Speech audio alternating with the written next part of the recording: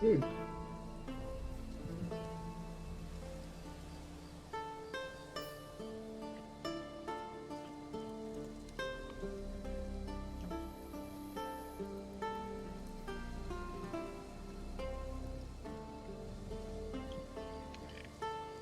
Yo, sorry for being late.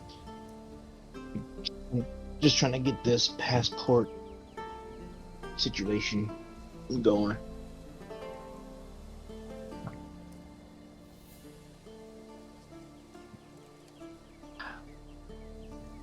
H2O. Okay.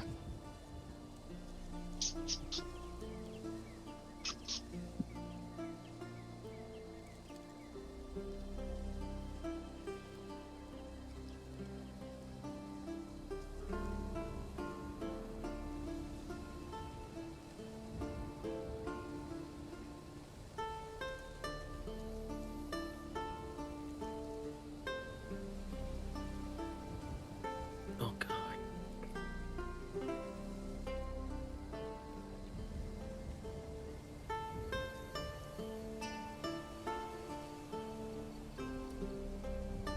Oh yes, bad.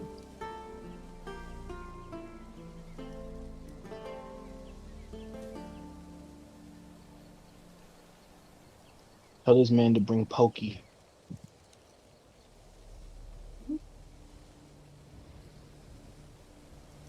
Bad.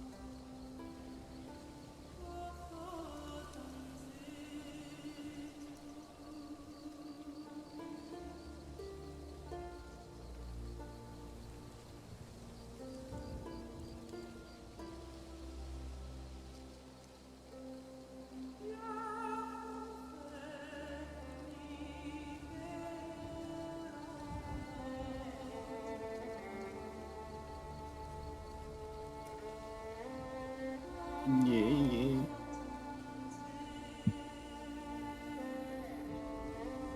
Oh God. I was like, wait, why do I hear myself or someone who sounds like me? And I Because that's forgot. you. It's me.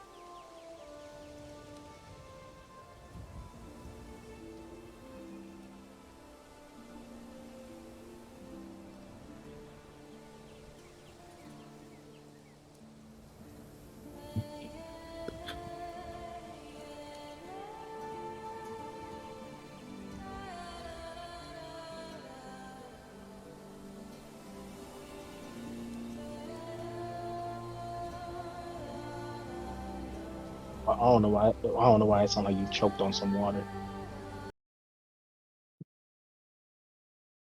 Whoa. Whoa there, Nick.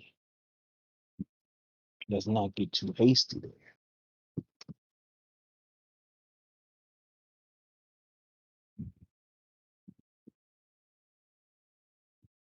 Okay, 2.0.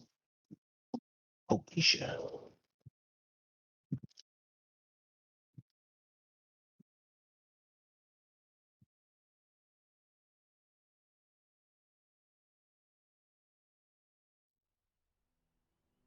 Give me a second. I was about to make this appointment, but I can do it later. I was adulting for a second.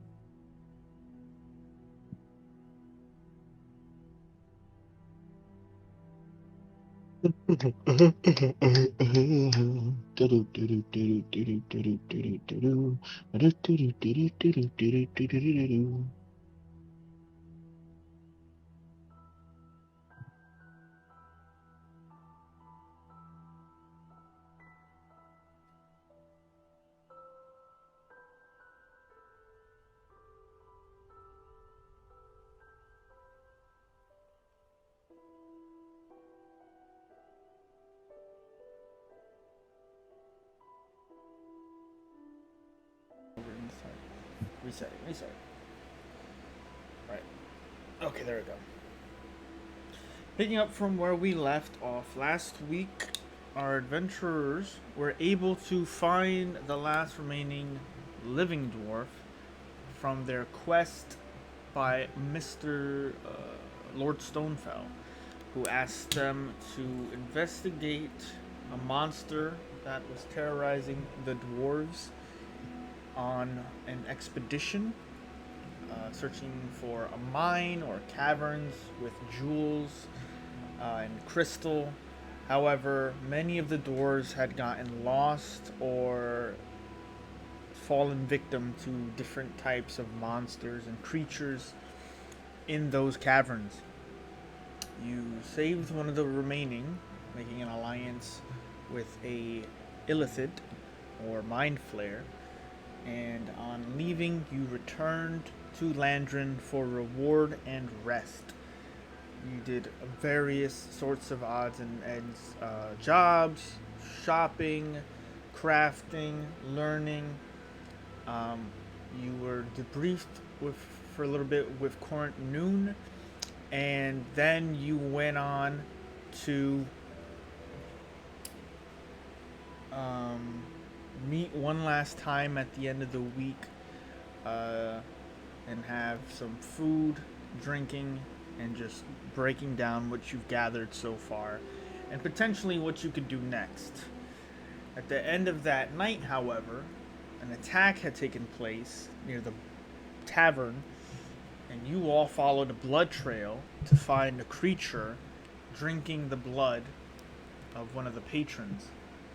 You were not able to save him, but you were able to fend off this creature, and that is where we left off, with Prophet, Mekamaru, and Kavir in the dead of night in Landrin by the warehouses after fending off this creature. What would you all like to do?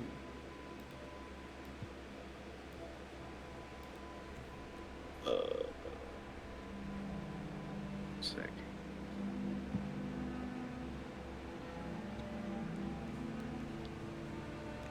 So we just got done defending. That was where were we at? We were in like we were fighting that vampire. Well, yeah, vampire or yeah, we whatever. were like in an alleyway or something, right? Mm-hmm. All right. Did I get a good look at him? I want to say we need to figure out what the heck that thing is. It was a dark time. Make an a wisdom check. Mm. It was the intelligence we would be good. Wisdom. 12. You got the idea. It was a tallish creature, maybe 6 feet or higher. Very covered in heavy clothes, big coats and rags, very dirtied. The creature's face seems very pale, aside from the blood around its mouth, but not much other distinguishing features come back to you. Okay, that's not really gonna help the guards. Okay, well, I do want to warn the town guards that's like, hey, there's a dead body back here. I do want to tell them like, the whole situation we found is whatever it was eating this person. We fenced it off. We fended off. Yes, whatever. We defended ourselves, and it Well, flee. Well, a group of gnome guards, as you're in yeah. this area talking with Prophet and Mekamaru, Prophet was casting extremely loud magic, um, which brought the guards this way, which find all of you here, and with weapons at the ready, and then lumbering over the heavy footsteps very mechanically, a clockwork defender at their sides. These gnomes speak up to the group of you. What's going on around here? Um, we ran into this creature, and so it came and attacked us, and that's when we heard all that loud noise of us battling. We almost had it, but it regenerated its health, and it can move wickedly fast. When I mean like wickedly fast, I mean like I can move fast, but this thing can move way faster than I can. Um, they look about at each other. All right then. Describe more of why you're out here. Summoning lightning and all that. Um, we found out that it can regen its body half, not half health, but it can regen its body to a certain extent. So, of course, we tried to use strong magic to try to kill it permanently, but yet it still got away. But there is a body down that alley. Be careful what you see because it is a unruly sight. Make a persuasion check.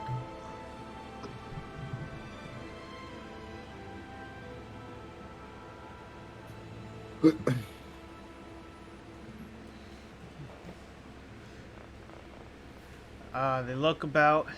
They see the blood on the floor leading down the alley. One of them, who is wearing an apparatus around his head, says, "Go check it out. I'll keep an eye on them." As he says that, like the apparatus around his head glows, and the clockwork moves closer towards the group of you, and prepares like any funny business. It's preparing for combat. I ain't fighting these town guards. Got me messed up. They preparing to combat us? Calm down, Mekamaru. Well, I thought they were like, I don't know. I'm just asking. The first guard starts making his way down the street, looking towards the body, and when he does, oh dear. All right, call out for reinforcements. We're gonna have to start searching the town house by house, find out whatever creature did this, and keep an eye on them. I don't trust them yet. That's fine. What you're looking for is basically a 6-foot creature, very pale, heavily cloaked, with massive amount of blood on his body. Pretty much. That's what you're looking for. I didn't really get any facial features because it kept his face sort of hidden. But yeah, that's what it's. That's what you're basically looking for. It was cloaked in red, correct? If I remember, it was cloaked in a red cloak. No, it was cloaked in just browns and very basic, dull clothes. I tell Very that to much them. like a Cool. like a more homeless attire. Um, you explain this to him. He's taking it in. They wind up this instrument, and it looks like a bunch of cylinders, and then once released, a winding sounds off, and you hear like a, and then a poof of magic shoots out from it, and a spark ignites in the air above you all. Moments later, more of these gnomish guards make their way here, followed by a female gnome who approaches, and she's adorned in brass heavy plate armor. And when she gets to all of you, um, she very much asks the same. What happened here? Explain. Who are they? Uh, these guys have encountered the creature that has been stalking the town this evening, uh, but they still seem suspicious. So, who are you all? We're just a group of adventurers. We were our last job. We were appointed by Lord Stonefell. So, if you need some evidence, there you go. You can ask us. You can ask him about us. And then I go to the School of Artificery. So you want to talk to the headmaster over there to confirm who I am. Boom, there you go. She walks up But yeah, closer to you in and I'm not trying to particular. sound. I'm not trying to sound Huh? prestigious or like That's fine. or yeah. I'm just saying if they're looking for evidence of like who we are, Mm-hmm. we at least have two people Yeah. that hired us. So they have if they want to get information, boom, they can ask them to verify. Well, she still walks closer to you, and she's gnomish size, so she's small. But there's a strength to her appearance aside from the armor. She walks up. She has a sort of nice bandana over her head of light yellow, and she says, "Well, have you wounded the beast, or were you just taking in witness?" Oh no, we fought it very viciously. But the thing is, the beast can regenerate its body. Yes, we've heard stories of this. I'll take care of it. I thank you for your help. Do us a favor. Make your way to the closest bastion and report everything in writing. And we'll see to it that there are no other suspicious charges brought up. I understand maybe sometimes people are in the wrong place at the wrong time. Understood? Understood. I just sort of feel like we were at the right place at the right. I mean, I wish we got here a little bit sooner. We probably could have saved that guy, but it's a sad shame that somebody lost their life, or many people lost their life tonight. But yeah, we'll go to the closest bastion. Thank you kindly. You're Well, welcome. and if there's anything more you need to tell us in the future, and she brings up her BlackBerry.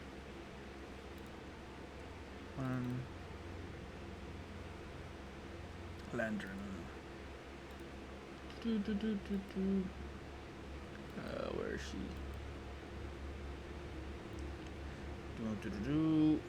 Yeah. And if you need to bring up any more information you may have forgotten, or if you see this creature again, make your way to High Priest Hessa Truespring. You can find her either at the tree or in the temple. Just let her know Havasta sent you. Gotcha. She gathers the guards around her and kind of goes off on a search, patrol, and hunt for what you've identified the creature to appear like. The guards kind of escort you to the nearest bastion, um, finish writing up some very brief notes of the events to the moment, and then you are left on your way for the remainder of the night.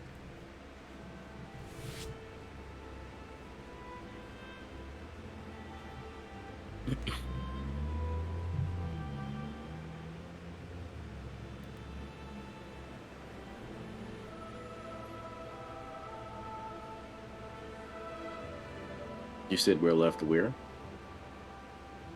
So we're left, basically, yeah, left on your own. yeah. So I'll do what they said. I'll go to the bastion. You all did. Okay, so yeah, if we're done with all that, I sort of want to go snooping. Okay. Snooping where? Well, the first scene of the crime. Well, you know what? Ah, Feel free. should I go? I don't know. Like, do I want to go snooping, or or do I just want to be a general black person and just mind my business? Um, I don't know. It's up to you. Is Kavir a general black person? Whatever that means. oh man. How late is it at night at this moment? I mean, you got out of the bar around maybe 9:30 when the attack happened. 15 minutes of fighting and talking with the guards. Another 15 of reporting things to the bastion. I'd say it could be around 10:30 at this point if you want to go investigating. Yeah, I do want to go investigate. I'd like to go back to like this not the scene where we found the body, Uh huh. but where everybody was pretty much gathered out front of the bar. Right. Okay. Yeah. So you make your way over. Things have quieted down, but there's still, for for the most part, what you see now, loose patrols of guards, more frequent throughout the streets. You see that um, more people are keeping indoors, and you see that the blood hasn't really been cleaned up, but the guards have kind of moved on from this scene. You want to investigate anything? Yeah, let me investigate the blood. Well, how would I even do this? I'm trying to pull out Batman levels worth of detective. Can I make an Myth. investigation check from like where he disappeared at to Sure. see if there's any trace of a direction Yeah, From the first attack, or where you found the body. from where he left when he ran. So so that would basically we found the body. so where you found the body back at the warehouses. Yeah. So sure, you make your way back that way. Both of you make an investigation check to see if you can figure out where he may have gone. Just have advantage, Mekamaru. Or do you want us to roll both with Your call. investigation? Either way. Never mind. Yeah. I should have rolled. I don't understand. My investigation is just so tiny. Well, it's dark. Things happen fast, and the guards have mostly are patrolling this area, and you find that it's hard to investigate without being too suspicious, because they've seen you here before. But you look about and you don't get any real gauge of footprints or anything. You remember the creature moved fast, and when he disappeared, he dissolved almost into like a puff of mist or smoke.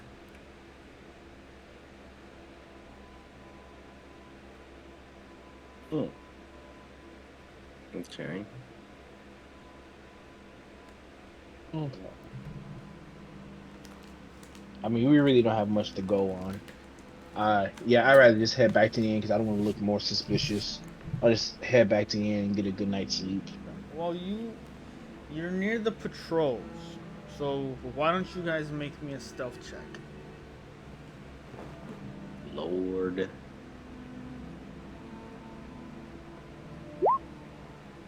Oh, I'm good. I'm Naruto. I'm Naruto jumping from rooftop to rooftop. Okay. Pretty good. You have to stop between a building's shadow as you hear a patrol of gnomes passing by. You hear them say, "It sounds like they've been tracking the creature going south. Havastus seems to be using some of her paladin magic to scan the area. I don't know what it does, but the creature's on the run now." Okay.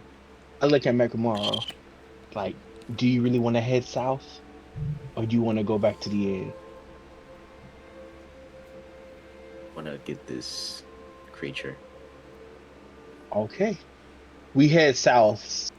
Hopefully, sneakily. Okay. You let the guards pass and start making your way. The three of you. Um, Actually, just the two of you.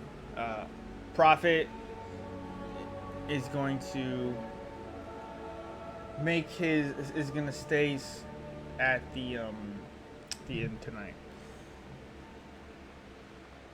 Actually, let me just roll for this. Let's roll. Yeah.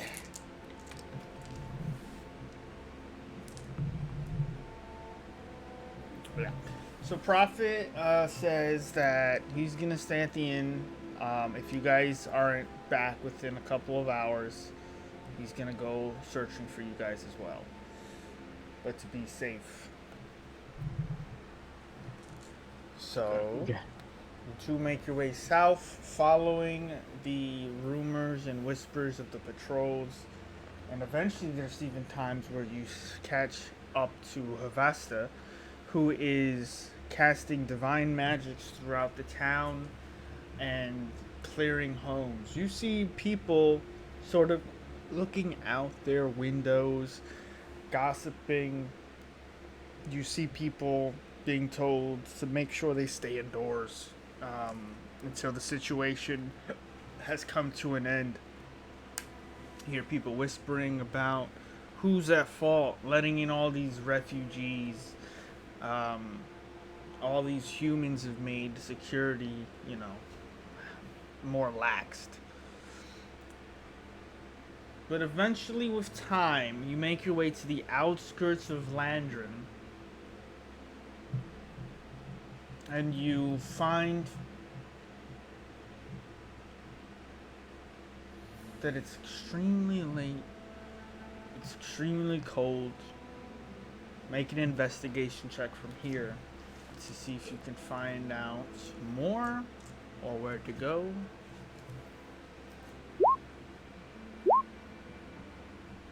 Okay. Kavir, you find yourself putting a couple pieces together. The creature is kind of on the run. It's gonna be looking for a place to hide unless it is capable of making its way further out than Landron.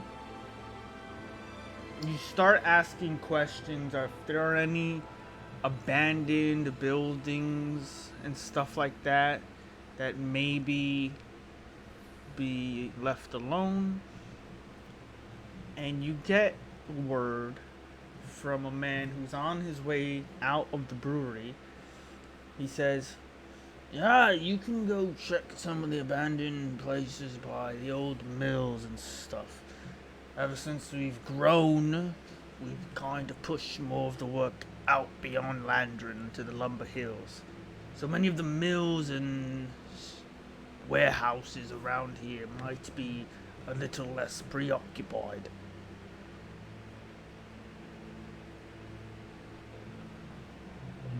Okay. So, do you wish to continue?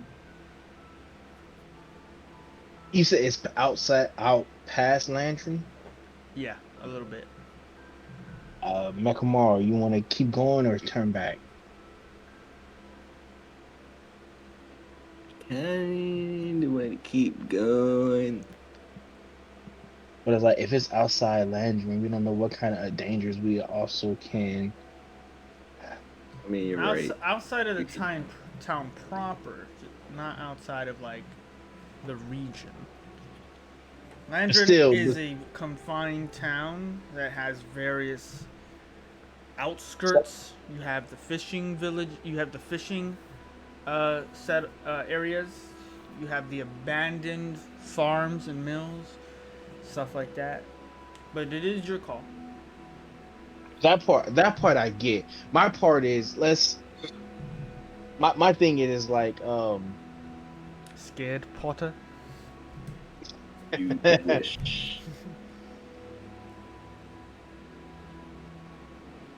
my thing is like if we do that, it's we don't know what trouble we can get into, and there's only two of us. We don't know who else we're gonna run out there. I'd rather play it safe, just head back, and yeah, if we do get any whiff of any from anything, then we could try something. But at this point, I'm like, that's a little too risky. I rather head back to the inn with Prophet and the rest of the group. Okay. Okay. So you call it in for a night. You make your way home to your rooms and find everyone resting. Prophet, Thwip, Alvora. The two of you can now take in your rest, and the night goes on without you.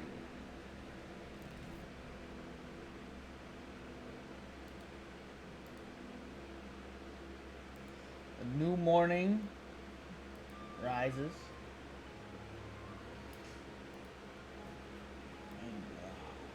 In the heart of Landron.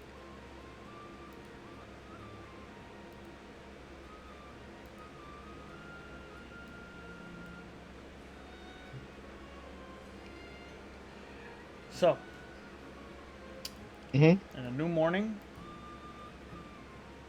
guys are ready for a new day.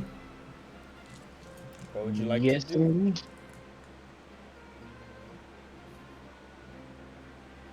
So if it's just the two of us, you want to have some fun? Let's see. What's it called? There any like activities that they're just going on right now? Yeah, like any kind of bounties or people need some work done. I don't mind doing some work for some coin. Okay. What are you interested in?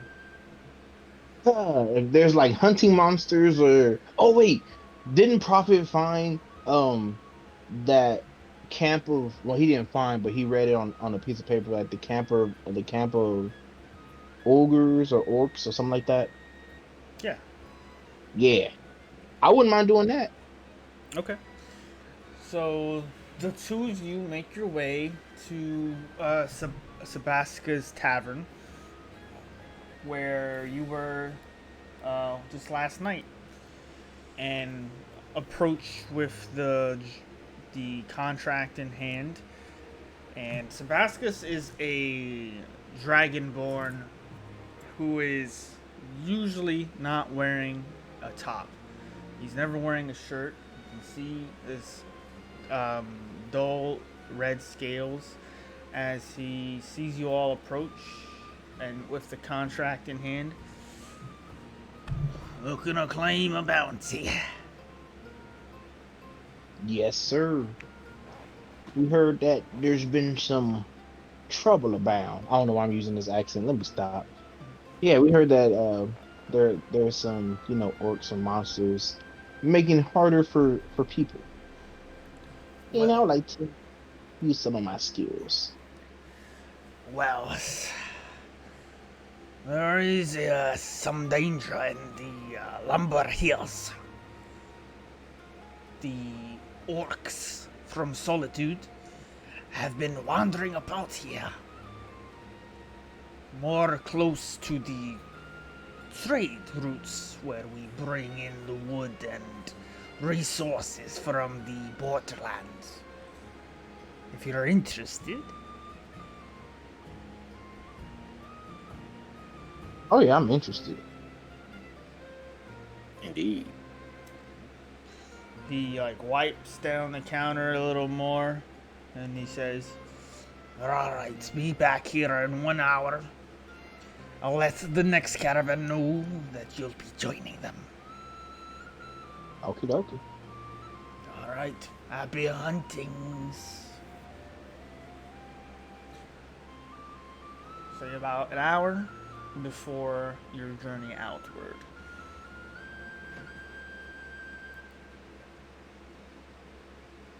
Hmm.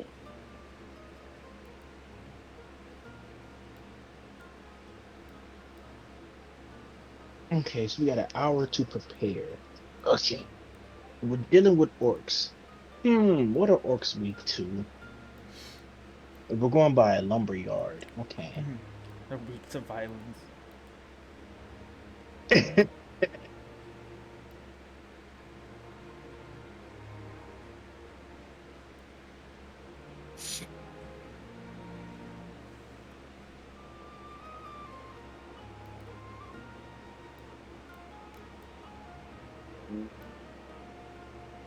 So I gotta do something real quick. Give me a sec.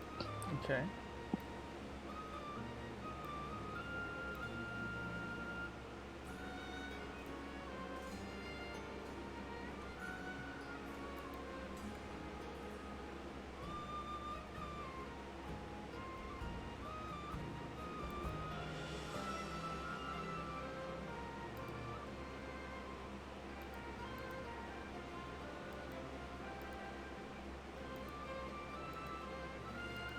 And where is this outside of?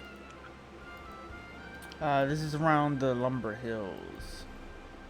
Lumber Hill. All right. It's where Yeah. Prophet went to be working. Just looking at the map. That's fine.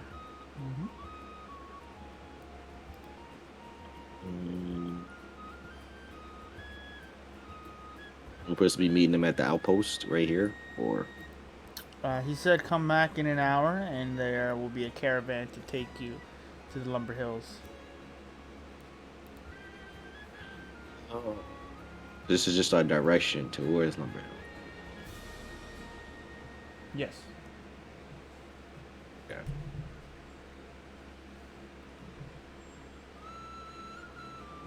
I got my rest and everything. I just got my potions.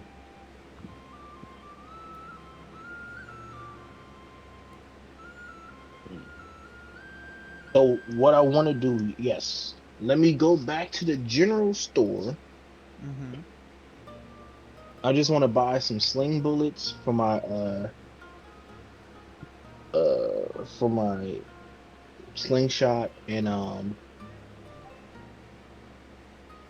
let me buy some more caltrops and ball bearings.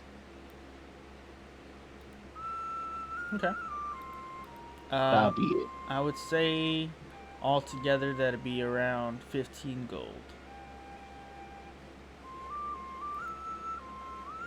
For some slingshot, really? Caltrops. Caltrops is Damn. iron. It's all iron. All right, I'll take that hefty 15 gold. Still, it's still pricey for sure. But your specialty ordering in not a military town, hundreds I know. of tiny iron little spikes. Yeah. Yeah, of course we sell those for sure, bro. Yeah. Yeah. All right. Huge supply for I'll that. tell you. So you find your you find your way to Sebask's, and you meet up with a couple of other adventurers looking to take on this job. And there's um, what looks to be a dwarf with a light brown beard, with a crossbow on his back and a dark cape, waiting at the bar, along with a larger woman, dark skinned, two braids at the top of her head that go behind her and then come down. She's wearing what looks to be half plate, and she's got a war hammer at her side and a shield on her back. Sebascus says, "Your reinforcements. They took on the job this morning." The female says, "Have you done any orc fighting before?" Not orcs, but I fought trolls, zombies, uh, and a bunch of other nasty stuff. But specifically, orcs, nah, haven't. I'll take any advice if you have any. Well, you seem a little qualified, but orcs are a different beast altogether. They're battle tested since birth. They're ready for war, always armed to the teeth, and willing to die for their clans. And now we're going out to hunt them this evening. We shouldn't even get there by the end of the night. But in the next couple of days, our job's to track them down and kill the closest encampment we can find. Understood? Sir, yes, sir. Yep. Alright, they seem fine. She drops her packs on the ground. Make sure you take these out back and fill the caravan. We'll be out there shortly. Yes, ma'am. I'll take one of the packs. Here, Macklemore, you can take the other. So, you guys help pack up the caravan, and your group meets you.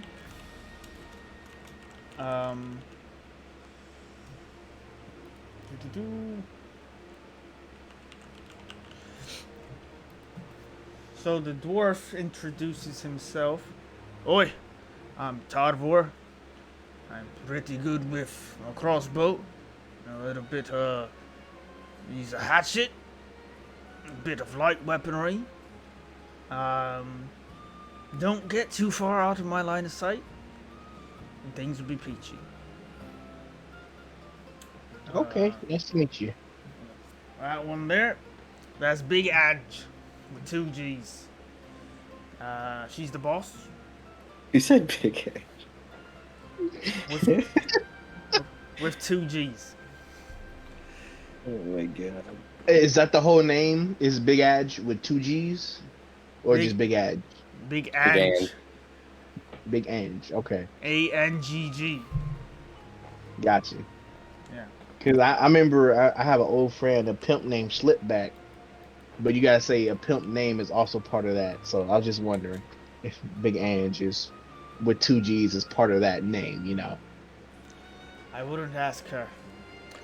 Anyway, so we've done this a couple of times. The orcs like to move their encampments every now and then, just to keep things shaky. They're not too well armed this far towards away from Solitude, but they do put up quite the fight. They are not mindless beasts. I hope you know that. They will use every advantage to kill us.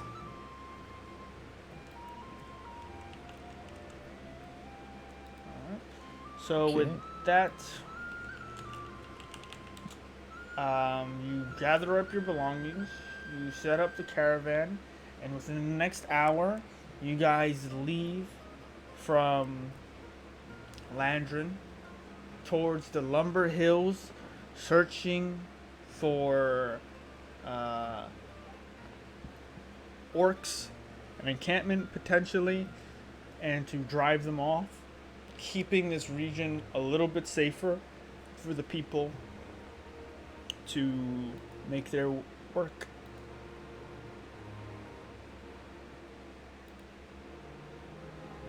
Okay.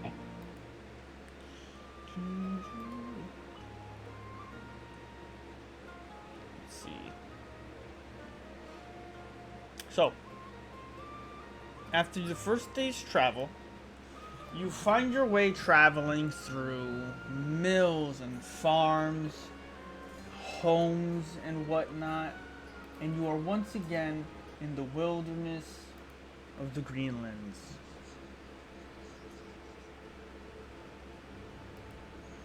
Traveling about, you run into people who nod at the approach of a well-armed group of adventurers heading off to do their business.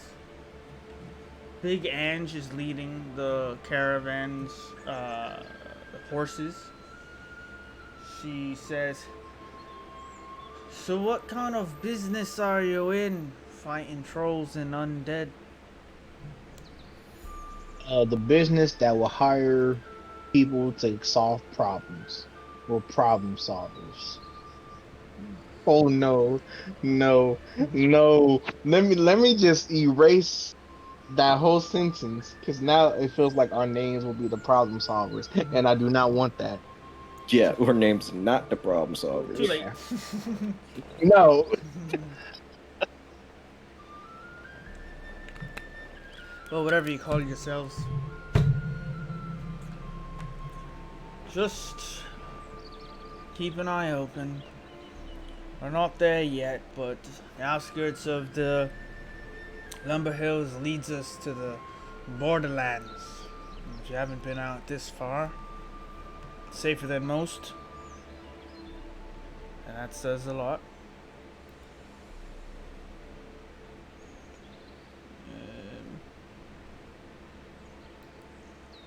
So, anything you guys want to do before, during this journey? Anything? Nah, I'm pretty good. Oh, you know what? Let me have a conversation with the dwarf. Trevor. Is that his name? Tarbor. Tarvor. There we go. You've got Okay. big. So I just want to ask him, has he always lived in Landrin, or did he move to Landrin? No, I've come from the Sapphire Hills. I was once on one of our routine patrols in the Calamity Lands. I saw things there that never sat well with me. So I made my way to the Crown Mountain, hoping that there was more to this world. And there is. Well, not much. If people knew the dangers around Landrin, I think they'd give up hope. They're too isolated from all the dangers. So what do you think about Landrin expanding? Do you think it's a good thing or a bad thing? Or do you think it should just stay the way it is? Because what I heard just by, just around the town and having conversation with people, some people want it to grow. Some people seem like they want to just stay as is. What's your thought? Why I sound like an interviewer? Well, I'm a good people's person. um, well, I think the thing is that us dwarves know what it's like to lose your homes. We came here after the Age of Change. We founded the Crowned Mountain, established the Sapphire Hills. And when the gnomes and halflings lost their home, we helped them out. Now they wish to expand Landron, bringing in more refugees, people who have also been under the same plight, losing their homes from dark forces, monsters. Feels like everyone's losing a little part of where they've come from, and everyone's looking for a new place to call their own. I don't know if it's right, but I guarantee it's dangerous. There's never been an attack like that happened last night in Landron. Whatever that creature is, it snuck in with all these refugees. And eventually, if it escapes these lands, it'll let others know. There's a nice plump fat ass just sitting there, ripe for the teat sucking.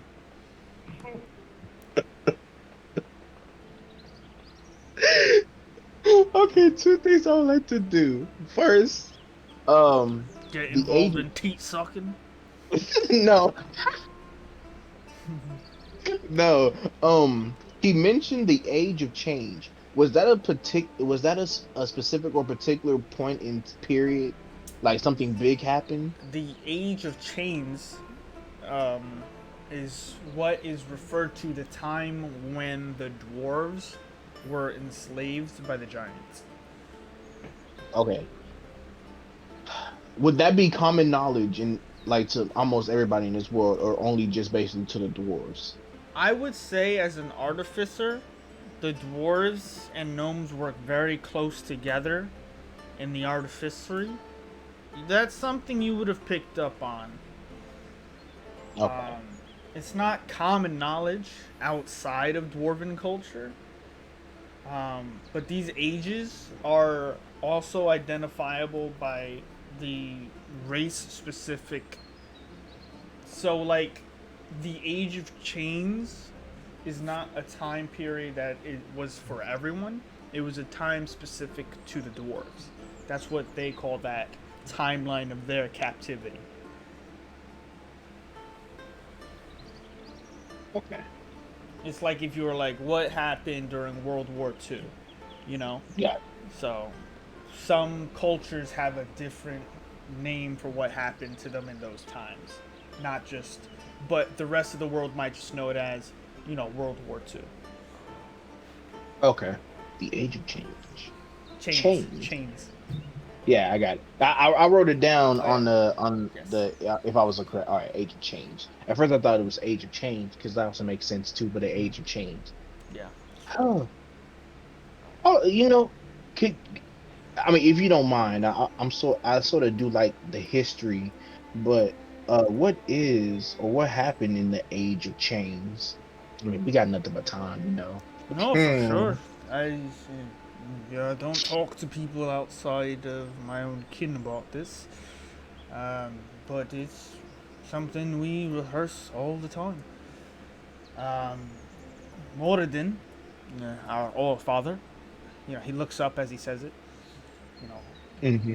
know, he, let's say, not just the dwarves of Alvaron were imprisoned. The giants found us across all continents, all countries, and enslaved us to work and slave away in their forges, building their castles. He saved many of us across the other continents, but Alvaron had been neglected by the divines for a long time. When Moradin finally showed up, he came with the Warforged. A lot like yourself. He points to Mekamaru. The Warforged came and helped Moradin in person destroy the armies of the giants, freeing us, teaching us how to make the Warforged for ourselves. But those halls which we were freed were not suitable, and they were not our home. So we left. We searched for a place of our own, and our king stumbled upon a mountain so large and grand, we wished to put a crown on it to symbolize the kingdom of the dwarves as royalty amongst the lands. And that is the story of how we found the crown mountain. So, correct me if I'm wrong. So Morden didn't create the Warforge; they just happened to show up. No, he created them. But then Okay. after he freed us, he showed us how to create more of our own. Okay. However, that information is lost to these times. There hasn't been a new Warforged created in over 1,000 years. So whatever Warforged remain are the last. There will be no more. Unless some sort of miracle happens. Okay. Did the gnomes ever help you fight in the war as well, or it was basically just all dwarves? We were far away from Alvaron proper. In the frozen tundra was where we were mostly kept.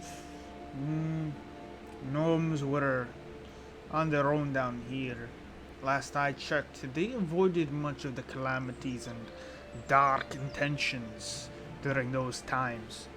Not many horror stories of what happened to their ilk. They were good at hiding. Very crafty, the bastards. But they've been useful since our alliance. They've helped us maintain the Crown Mountain with ingenuity, such as the creation of our elevators and whatnot. Okay. Oh, you want to keep going? Go ahead. I thought he ended. No, I just gotta take a fucking piss. Okay. Okay. Harry, Granted, yeah. we can take break here. Give the horses time to rest. And also, I'm tired of listening to all of you talk about history. Hey, history is some of the most important information we can ever get. Without learning from history, how do we ever try to change the past? Well, no. Whoa, hold on. Change the past. Time traveler! Without knowing the proper history, how can we ever try to change the future? Yeah, it's right simple, right?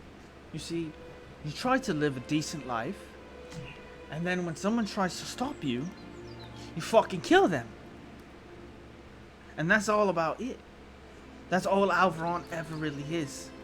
You kill the people who stand in your way, like these fucking orcs that don't know when to quit, trying to stop us from having a nice, peaceful fucking afternoon.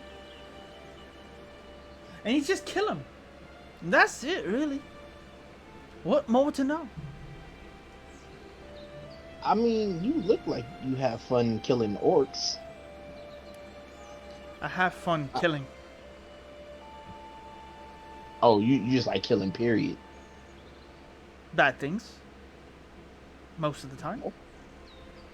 But just imagine you just right now just killing time. Fuck you. She starts walking away.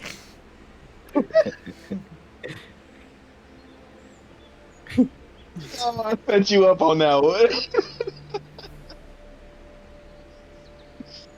Oh, okay. Yeah, I had a good little chuckle on that one. That one was too good. Not to toot my own horn. I was really about to just kill my character after that. No, I think you set it up perfectly. Okay, I guess that's enough. Ow. History talk. I hit my own self.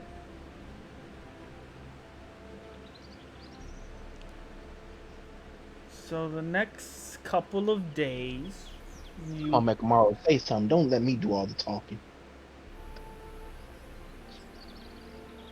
Sorry, you were just talking. Just kept going. I was pulling out lore and information of this world. You know me. I learned something new today. Yeah, The age of chains. I lived for centuries. Questions are like not that important to me about the history. I mean, you were there. Yeah, that's why I But was what like, his but questions does about he our history. What was it? oh but that's see the but do you have memories of it though? Yes. You know Mekamaru don't really talk about himself a lot, which is strange.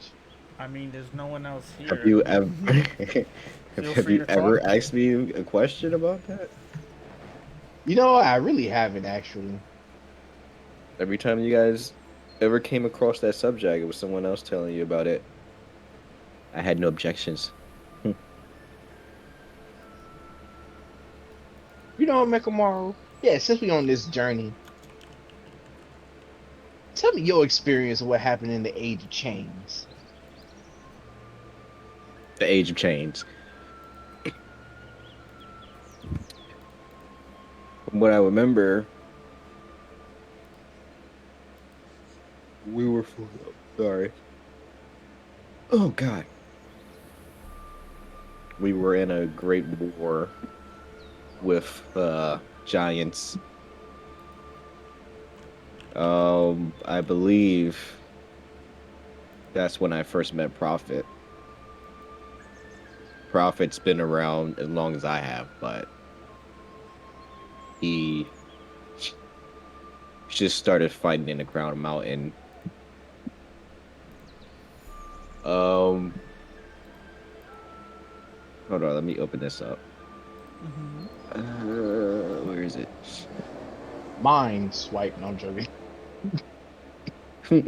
Imagine. What's my name? Who am I? Where are we? Where the fuck is it? Oh, okay. But yeah, we were fighting giants. Prophet just started fighting in the Crown Mountains. I've been there probably a couple centuries longer. Um, he was new to the battle. We fought this one powerful giant that gave us a hard time. It's when me and Prophet became closer. What's his name? His name was that's actually a good one. I started thinking of the name and I was like, what's a badass name to give him? But instead,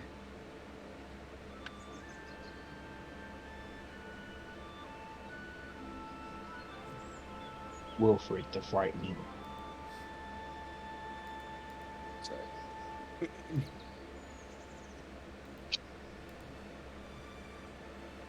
Okay. Not gonna lie, I legit went to go see if there was any giant names I could use, That's but fine. it's Feel free. like, This is your sessions. yeah, but I remember seeing those pages of those giants. Just wanted to make sure that it's believable. I mean, it was a war. Anything's believable. Everybody's gonna pull out the stops, trying to win it. Are you looking? Do you need a name? I was trying to look for where those pictures were. Uh,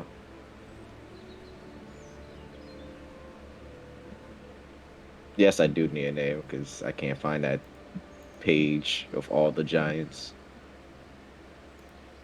Uh, There you go. did you send it to me? Put it in the roll 20. He put in a roll 20 track. Bulgarin the Quake. Okay. Yes, yes. Bulgarin the Quake was the giant's name. He was he stood out from every other giant, given nearly wiping out all our dwarven warriors. It was just me and Prophet side by side, the only two left standing while everyone else is either unconscious or fighting the other giants. It's the first time in combat together. Hold on.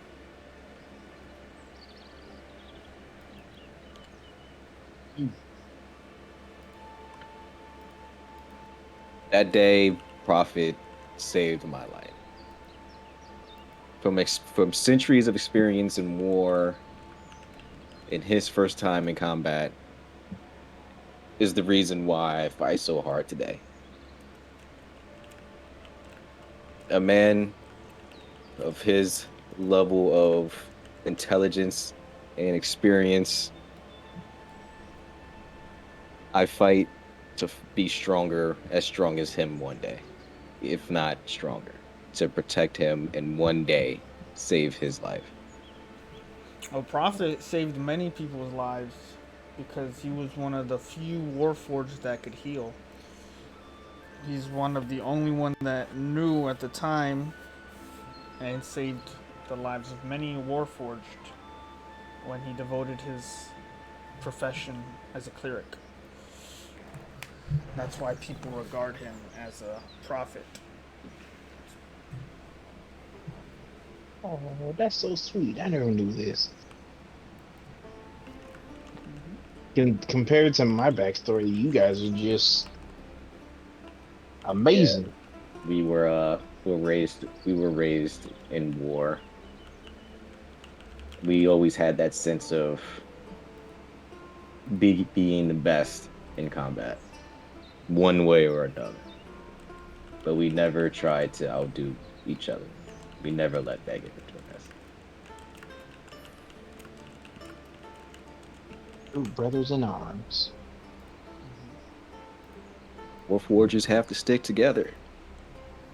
Yeah. Not many of you left. And many are also spread across the continents. There is no home for the Warforged. Their greatest duty has always been to protect any creation of Moradin. I mean, since the war is over, like, do you have like any ambitions or dreams, or do you just want to just travel around the world and keep fighting?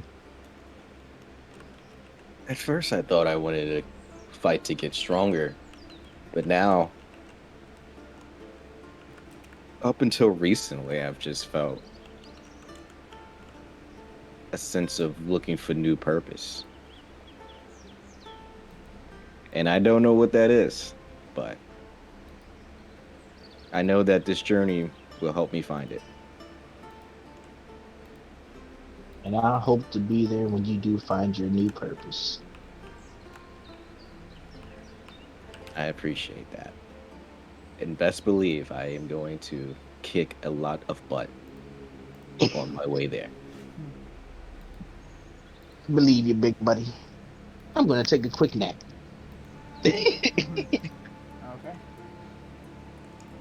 So Here, you get to bed, preparing for another leg of this journey. Eventually, after all your travel, you make your way to a very small outpost at the edge of the Lumber Hills called Algast. Put it here. Mm. You make it on your wagon to a very large site of heavy logs, unfiltered yet, just still cut down recently, piles of massive trees. The base and floor of this settlement is dirt and rock and rugged. There are watchtowers very high, made of wood and triangle canopies. You see archers affixed in them, and you see what looks to be tons of wagons here, an assortment of guards.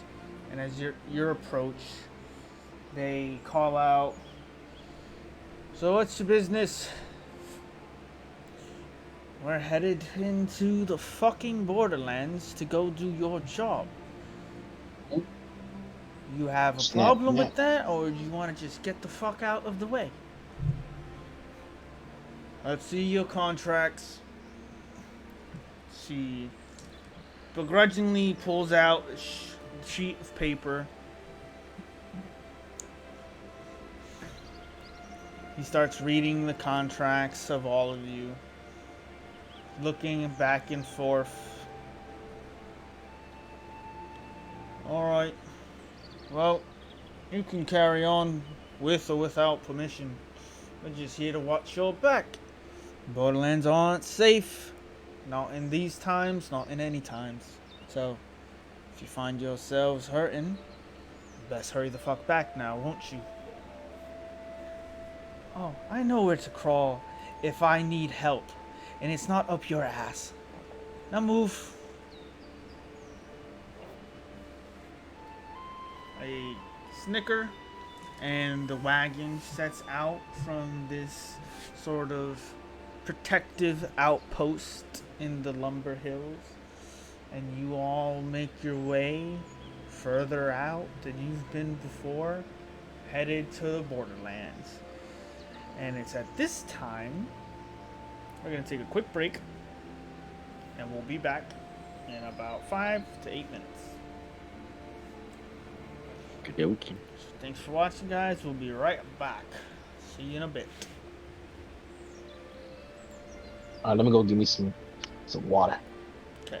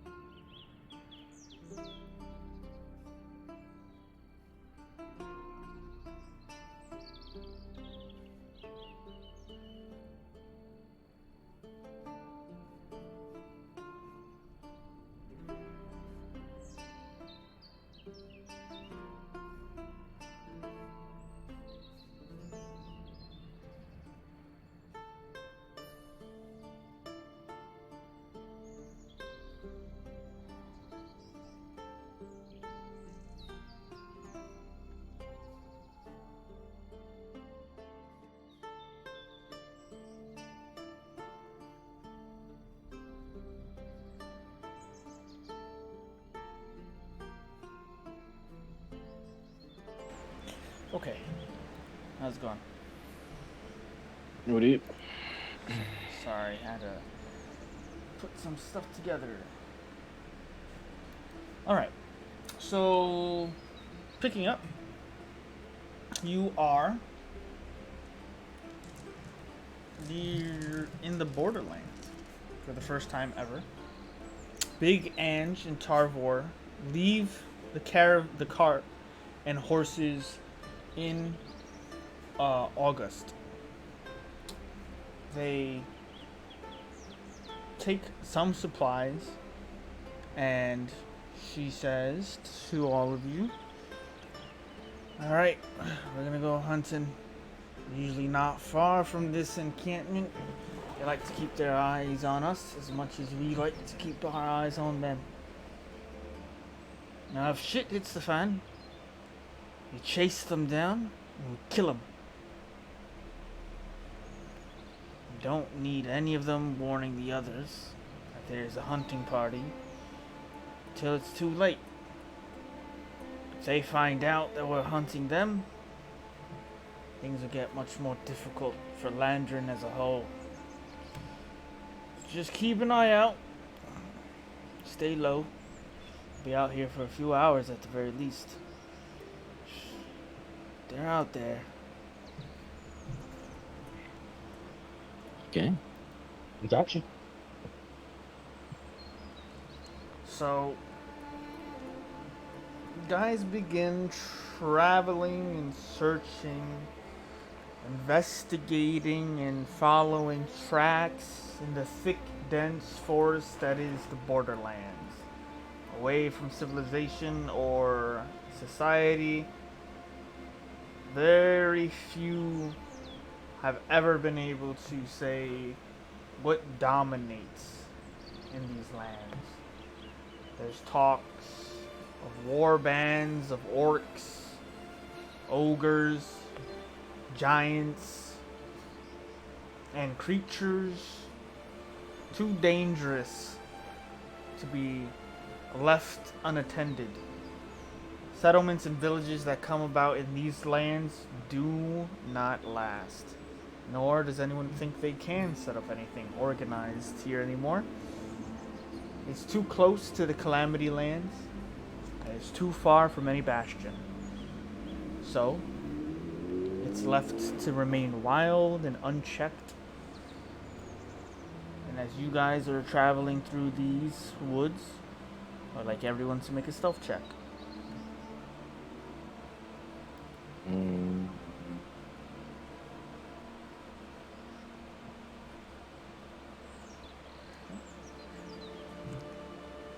You feel you're going through relatively silently and at the pace that Big Ange is comfortable with. Eventually, Tarvor calls out in a low voice, "Over here, got some tracks." Pushing yourself through broken terrain and lowlands, you've been searching for the better part of 5 hours. And then you find yourselves behind some large boulders and rocks. As Tarver gets low, you've got movement over there. Looks like a small party. Most likely keeping an eye on our movements outside of August. Enough for a bounty.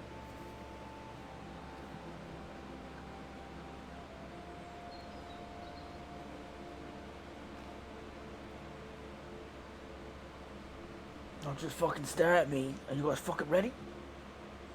I mean, yeah, you just said enough for a bounty. You didn't say what we were gonna do. Like, we gonna make a plan. We just gonna run We're through. just gonna fucking kill them before they see us.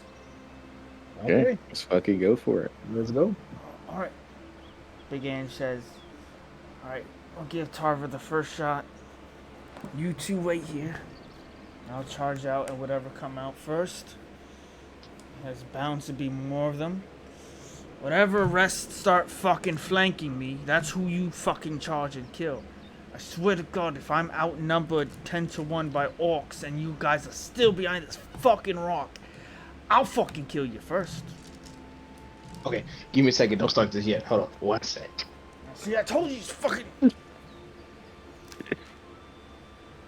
told him to fucking pee before we left. And there's an ambush.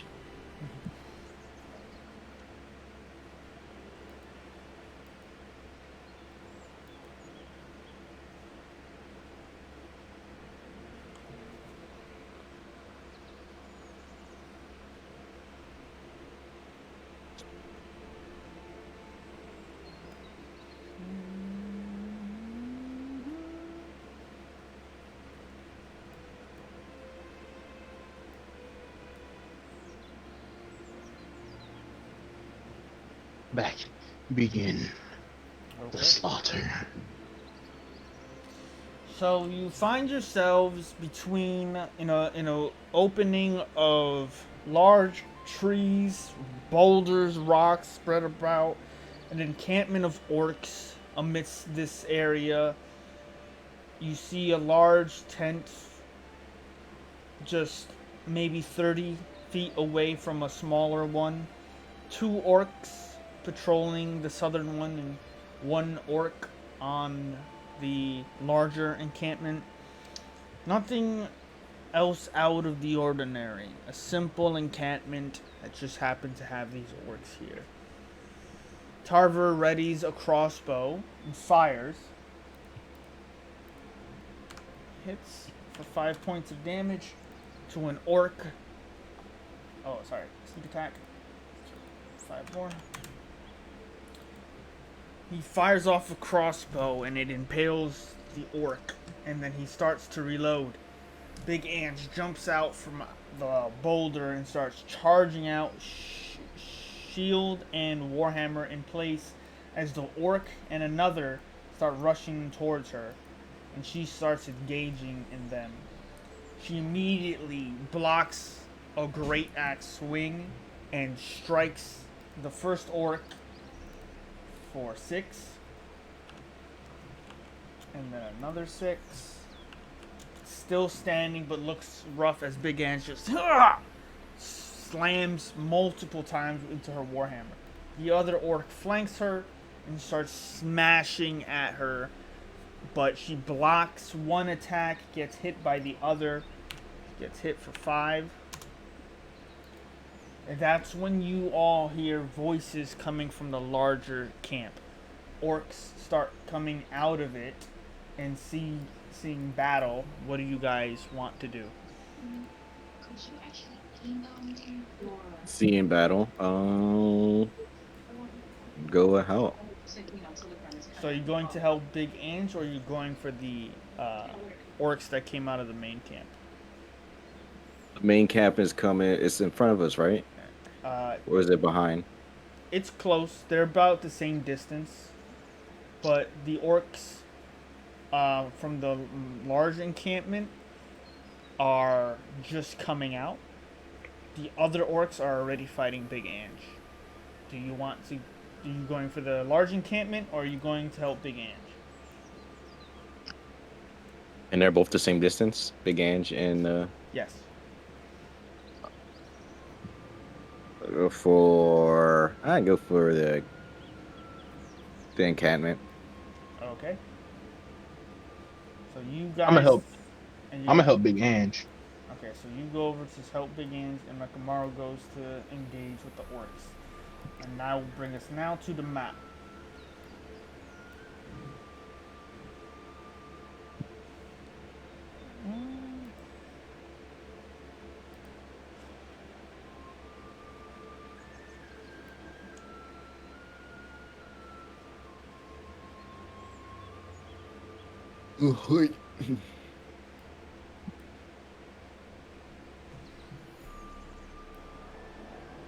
So with that, I would like you all to click onto your tokens and roll initiative.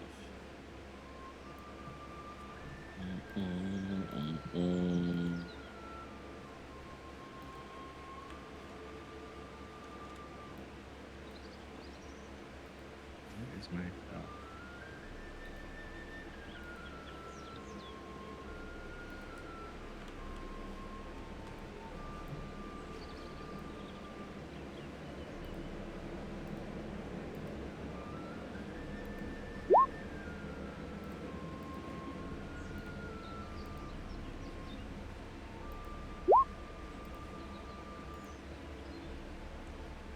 Okay. I hate that it always does it like that. When we finally roll initiative, start showing all these old initiatives we had.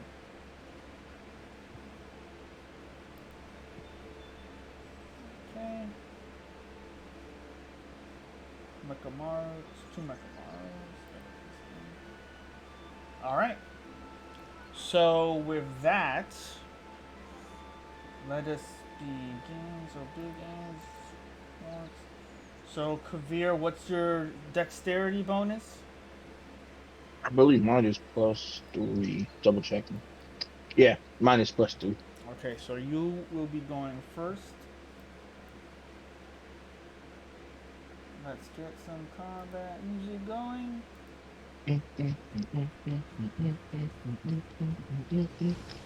Alright, so we're in the borderlands on the outskirts fighting orcs. You're up first, Kavir. Yeah. So what I'll do is I'll come 30 feet there. I'm gonna go into my bag of holding, drop the stone I normally always have. Uh-huh. That's in there, and I'm gonna touch it to cast catapult or concussion star on this orc right here. Okay, so that's a dexterity check. No, I Let believe. me Let see. me. I think if I.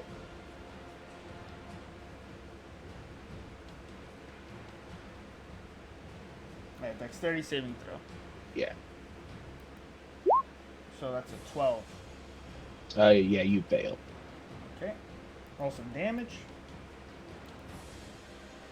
Oh God. Jesus. And that's why it's called a concussion star.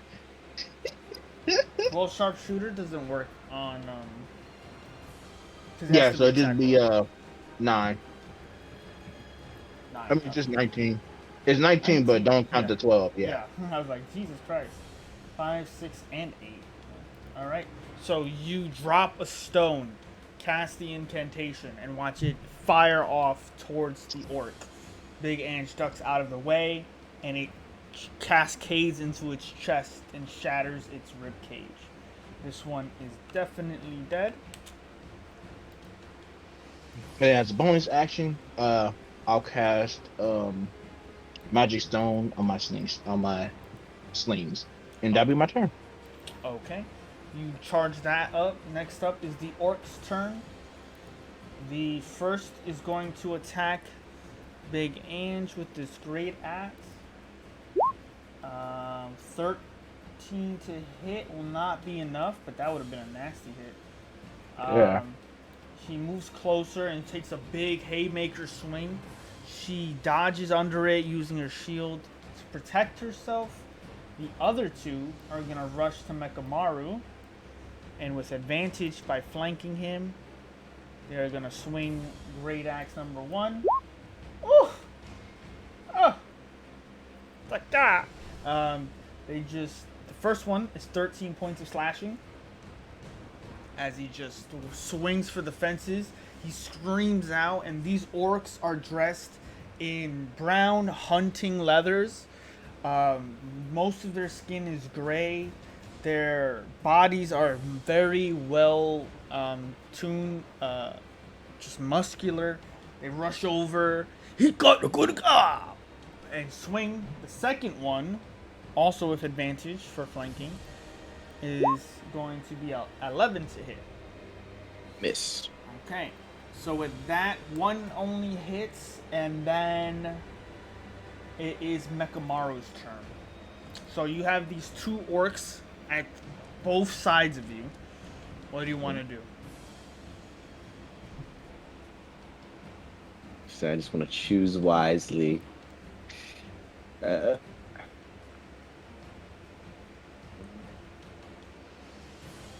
A lot of spells now. Mm.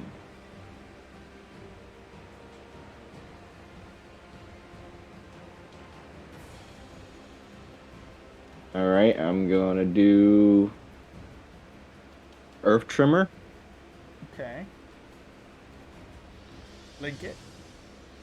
So we know what's going on.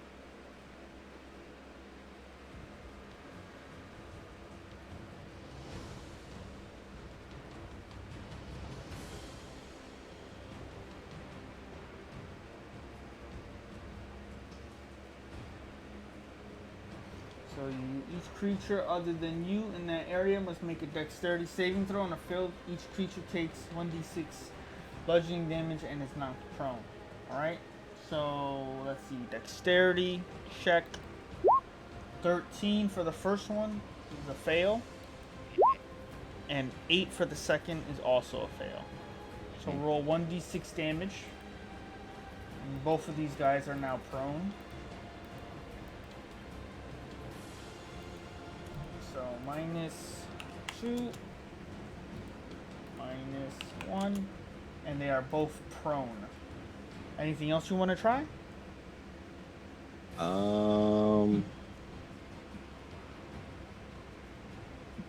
No, for now I'm good. Okay. That it is the shaman's turn. Walking out of the tent, an orc with a bit of hair and this long furred cape, a large crooked staff comes out and starts chanting in the air.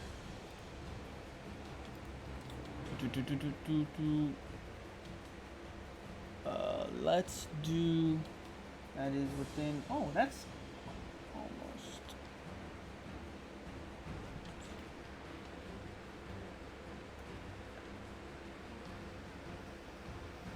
Let's move him a little bit further here. Line of sight.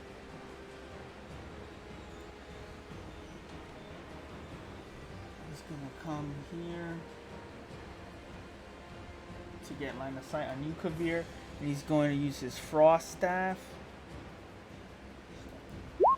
16 That's unfair. That is completely unfair. What? He just attacked. Yeah, that will hit. 16 will hit. You take 12 points of cold damage as from the side of What I would like to do, if I can, where is it? Okay, hold on. Never mind. Okay, I'll take it. Okay. You take 12 points of cold damage, and your movement is reduced by half. Oh, that's fine. Until the end of your next turn.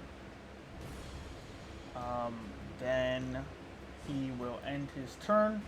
Top of the turn order is Big Ange. She's gonna swing for 12 at these. Huh? Last time you forgot to move Tarvor too. They already made their turns. Okay. That's why I skipped them. Okay. It's always at the top of the turn, but the top of the turn after the first round. Because they only because NPCs that are allied with you auto hit. So it's kind of too strong. But she hits for 12 to the orc beneath her, and she just starts swinging with her warhammer. And she says to Tarvor, "Take out the shaman! We've got this!" So she'll swing at this one. Tarvor is going to come over. Bonus action, reload his crossbow and fire for 5. Actually, he'll make this one a poison one, so he takes 5. And then he loses another 5. And with that, they both finish their turns. Kavir, it's up to you. Okay, so I'm going to attack this orc where Big Ange is at, so I can help her kill this one. So 22 to hit. Oh, that'll hit. And then it will be 15 damage. Ooh, okay. on the big guy. You And then fire on off and just hit him with this blast of magic from your marble. no, it's one of the sling bullets. Wow. Yeah. Mhm. And then that'll be my turn. I'll hide behind this tree. Okay. Or take cover behind the tree.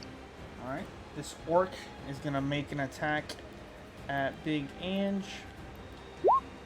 13 will miss as he's getting really hurt. Her defenses are just so well trained.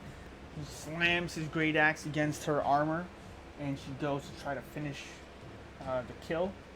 The other two orcs are going to, with advantage, try to take down Mekamaru. First one, 20 to hit for 9 points of slashing. I'm gonna use my reaction for shield. Oh, yeah.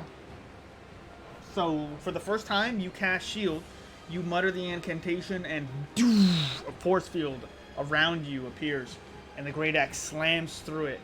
And it lasts until the end of your next turn, right? Yes. So that- and in doing so, I have a ward down simultaneously. Yep. So it also empowers your abjuration shield. So he attacks the second one with advantage, but he has to beat your new AC. Does 25 hit? So what's Wait, your what's my, your AC normally? 19. 19 plus shield is what, 5? So it's 20. Your AC's 24, so he just hit. Okay. Damn, rolling pretty good. But it's only 10 points of damage, which your abjuration shield also. So he cut. So as you create this dome, and some of the essence instills within you as another barrier, he slashes through the barrier to hit the second one. So you take 10 minus whatever your abjuration shield is. So, but still, that shield still lasts until the. So moving forward, that is their turn. It's your turn, Mekamaru. I will say that they also got up from prone, otherwise it would have been awkward to hit you on the floor. No, they just swinging at his feet. Yeah, right? Yeah, yeah. Got him by the ankles.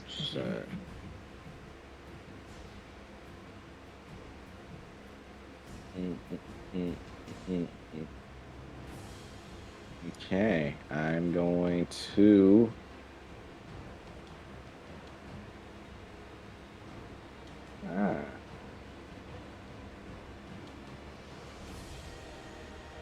cast Thunder Wave Okay. in this direction. Okay. 15-foot cube originating from you. It has to start from you. So it's going to hit them anyway. Let's just see how far it goes. So 15 from you. In this direction. It's all Yeah, around you. right. It's all around you, I think. Is it? 15 feet cube 10 originating feet from you. away Oh, from you. okay, so 10 yeah. feet away from you. Yeah, I mean, it's going to hit them all regardless, but yeah. These two. This guy's 25 feet. Mm-hmm. Alright, so that's Constitution. Yep. Straight roll 7, and then 6. Ew. So go ahead and roll your 2d8 thunder damage.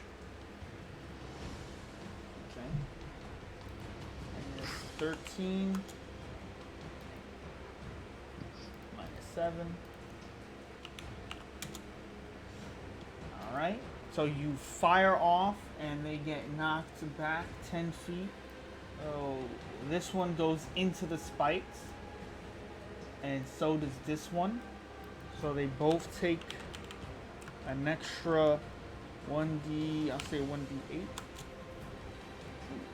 So they both take another 6 points of damage as you shoot them backwards with the force of Thunder Wave into the spikes. Nice. Alright, so anything else you want to try? Just gonna move to my right, like right there. Okay. So the shaman's turn does not like this stuffs. As you approach him, he is going to.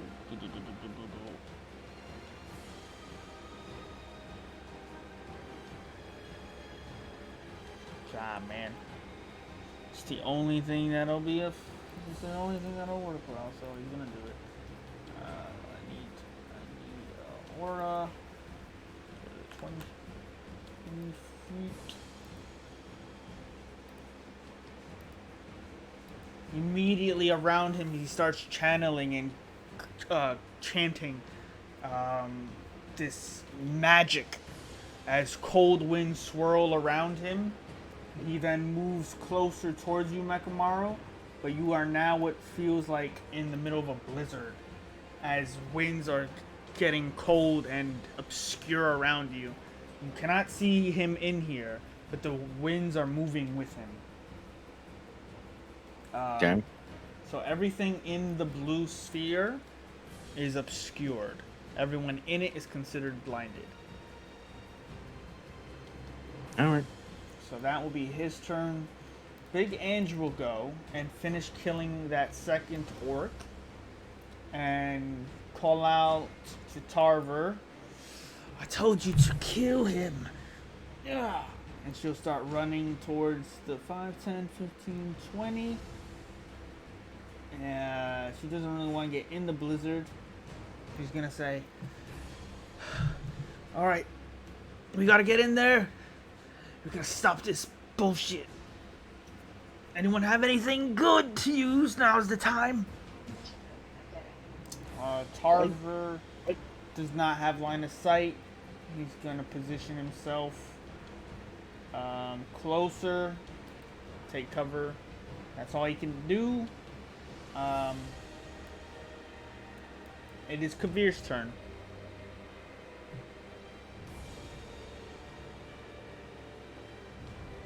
I'm gonna move here. I'm gonna shoot this one. Okay. I was looking for my character sheet. It was invisible. Mm-hmm. I'm gonna use sharp shooter on this one. Okay. 21, 29, 16, I believe. 16 to hit. Okay. Does that hit? Yeah, that hits. Okay. Because you always said it was. Okay. I was just double checking your mods. So it's like 3 plus 3 plus 3. I was like Dex, proficiency, and the other 3 is from what? Oh, from the it's from what's the braces of archery? Isn't that plus 2, right? Yeah, it's plus 2. So it should be So you should be 15, right? There's the dex, which is 3 Dex, 3 plus 3, and my proficiency, and then which 2, is also 3. That should be plus 2 for braces of archery. Mm-hmm. Oh, and then also because I infused it with the magic weapon, which also gives me plus 1. There you go. Okay. Yeah, there we go. That hits. How much damage was that? 15. That'll be enough. You see a piece of his shoulder obscured. Aim a little bit more to the center and fire off a bead and finish off one of the orcs impaled on the spike. There we go. And I'll just move back.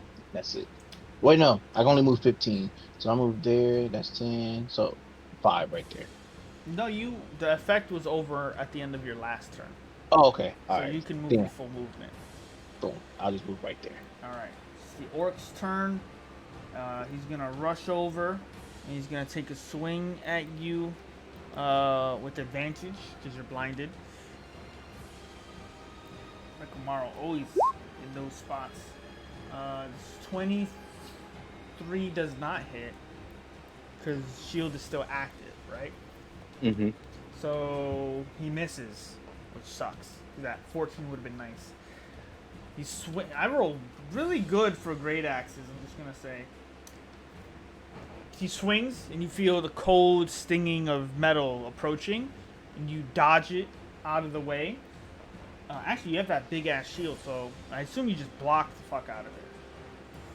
The other orcs are dead, so it is your turn. But you feel like you were just attacked by an orc very close to you. You might not be able to see it, but you know it's close. Okay. Can I just throw a ice knife in that direction? Sure. It's gonna be with disadvantage because it would have been advantage if you were just making a regular attack because he's blinded, but because you're making a ranged attack within melee range, he's basically he can stop you. So Okay. so feel free. He's still gonna get hit anyway, but it's disadvantage. Okay, so still roll the damage. And that's everyone within 10 feet, right? Mhm. Okay. So, 6. 6. Okay. You fire it off and you hear shards protruding. The initial hit doesn't hurt them, but the explosion afterward did. Hmm. Anything else? No, that's it. Okay. That it is the shaman's turn. He is going to conjure jaws of ice.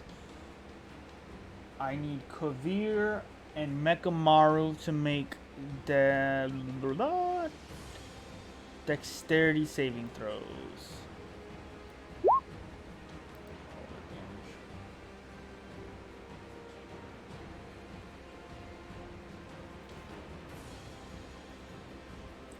Okay. Jesus. So you both take 13 points of cold damage.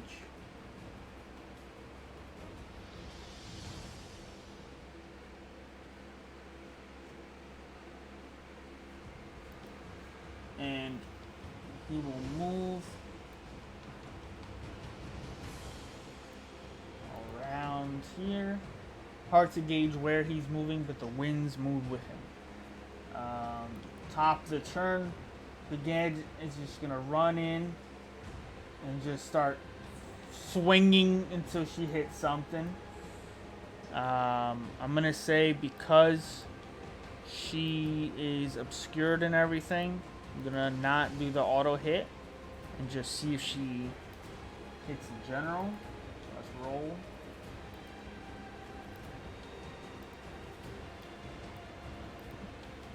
So the first attack is a Warhammer. It's not supposed to be with advantage, but she misses. And the second one, 18 will hit. So 5 points of bludgeon. Oh no, it's with disadvantage. 11 doesn't hit. Never mind. She misses both of them. She's swinging through and just calling out to find this fucktard, and misses all of her swings. Tarver's not going to shoot blind, so it's your turn, Kavir. Okay, let me see. At least do I see the wind sort of move? In a circle around this radius, yes. There's blue tint. Okay. What I'm going to do, I'm just going to try. I'm going to move out. I'm going to shoot in a general area this way. Okay. Disadvantage, right? Yes. Alright, I'm not taking sharpshooter. Because Lord knows I need to actually hit. All good. That'll be 11. Yeah. So 11, you shoot off into the howling, spiraling winds. You don't get any reaction. Okay. And then what I'm going to do, move back, and as a bonus action, I'm going to second wind. Okay. So you fire So off. it's 6 plus my fighter level, which is 2, so 8. Okay, cool. Duck behind the tree and breathe in for a moment. It is the orc's turn. Um, do straight roll.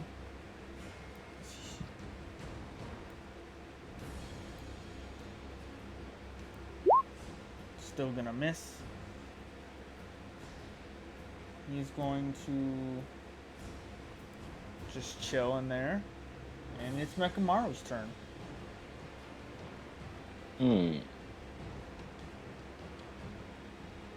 Okay, what's that?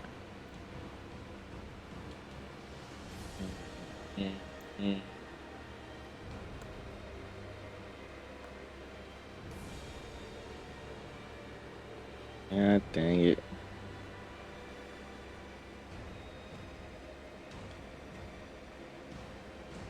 All right.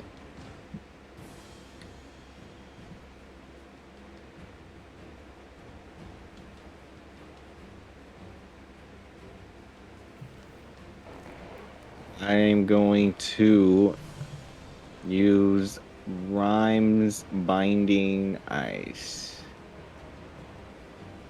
Okay.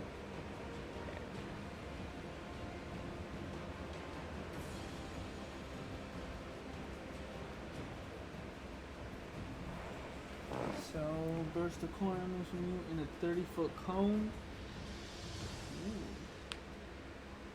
So, which direction are you choosing? Like this initial direction in front of me.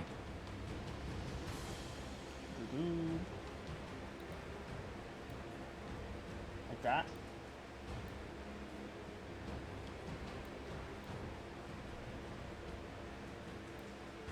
Yeah, pretty much. Okay. So you gotta pick which one to hit. Are you trying to hit the orc or are you trying to hit the shaman?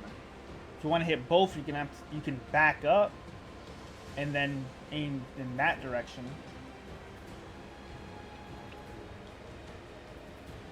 Sure, I'll back up. Because I think this is. Yeah, like. You just move to the side to the left, I think. You don't have to move out of his combat. Because now I think it's like.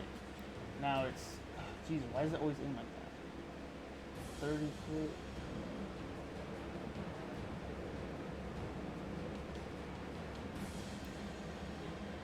Sorry, I'm trying to get. Yeah, it'll get everybody. So like that, Okay. right? Yeah. Alright, so takes 3d8 cold damage, Constitution save. Alright, so the first one is con save. Orc fails. Shaman succeeds. And Big Ange succeeds. So go ahead and roll your 3d8 damage.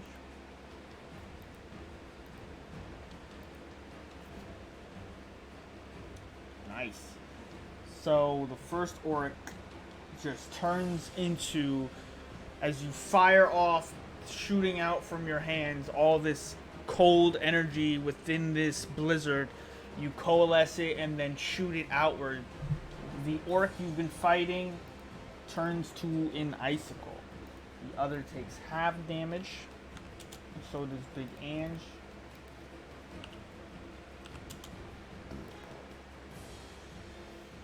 And it's hard to tell, but you feel the magic of this spell shaking. He has to make a con save to see if he holds. 10, just enough. Like literally the bare minimum. So the spell maintains. Anything else? Yeah, that's it. Okay. Orc Shaman doesn't like the situations.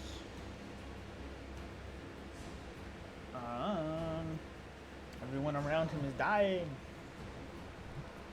He is going to back up. And he's going to take an attack of opportunity from Big Ange. 14. Miss. And he is going to create a wall of ice. How large is this? Hold on. It's supposed to be.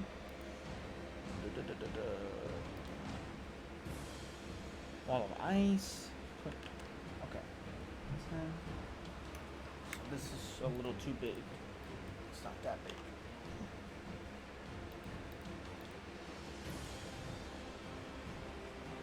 So 10.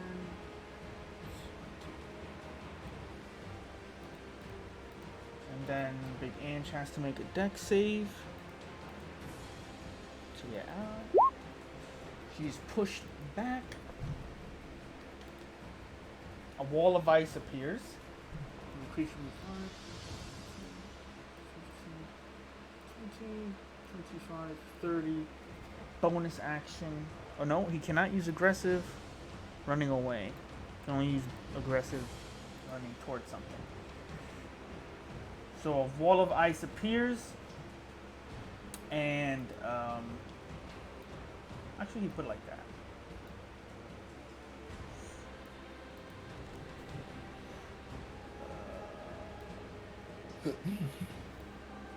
Sorry. So a wall of ice appears, and then the blizzard starts moving away from the battle. Big Ange will call out that he's getting away and rush over, hopefully trying to get back in this and kill him. Tarver will also do the same and flank over.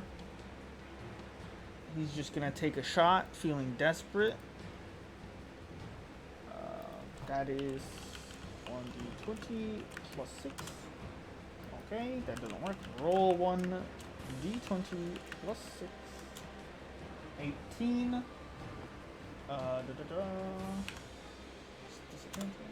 25. So he actually does hit. With disadvantage, it's 5. And his poison. With that, it is Kavir's turn. Just need to do a Constitution save. For which? The Orc Shaman. Oh yes, good call. So the first hit, or that last hit. Yep, 19. Okay. Good call, bro. 25, 30. Yeah, I'm gonna shoot in that general direction.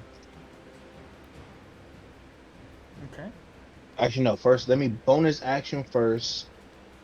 Magic stone, because I ain't got nothing to shoot with except for regular old, stones. Okay. And then I'm going to shoot in that general direction. All right. 26. Oh, 26 and 20. Yeah, that'll hit. Roll damage.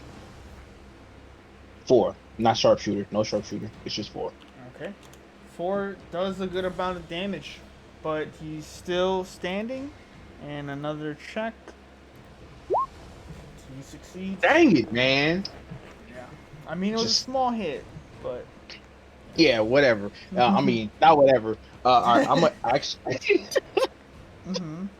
accent surgeon. I'm sorry. Okay. Make another set of attacks. Or another 26, 23. That'll hit. Jesus. Mm-hmm. Let me turn off sharpshooter this time. And then 7 damage. You fire into the blizzard, hoping your adrenaline gives you more focus. How do you want to do this? Can the stone literally just hit him right in the eye and straight to the head? Sure. He's looking back through the blizzard, hoping that there's not more. He sees this dark-skinned, heavily armored, just profanity spewing human running at him, and he doesn't want any part of it. But before he turns around, he hears the whispering of something through the fog, shoots into his eye and pops out the side of him. He stumbles like a just pile of potatoes as he derps onto the floor, and the magic spell ends. And the shaman is dead. Woo!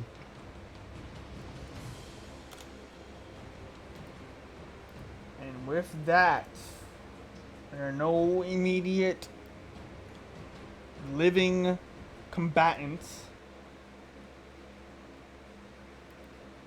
Time here is yours.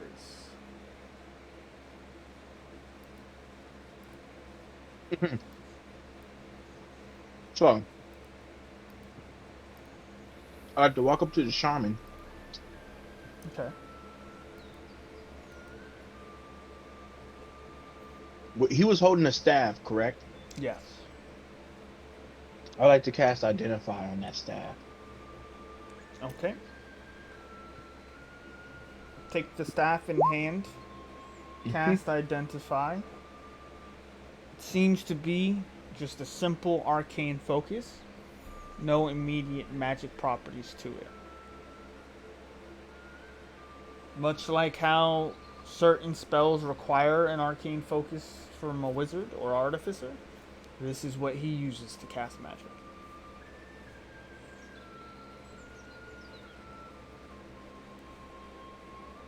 Okay. I run back and pick up my giant stone and put it back in my Okay. It's covered in blood. Like the boys level gore. Wow, okay. Dang. You're catapulting a giant fucking rock at people. How do you think they die? Yeah. I'll just open up my alchemy jug and then wash the blood off with the jug. Okay.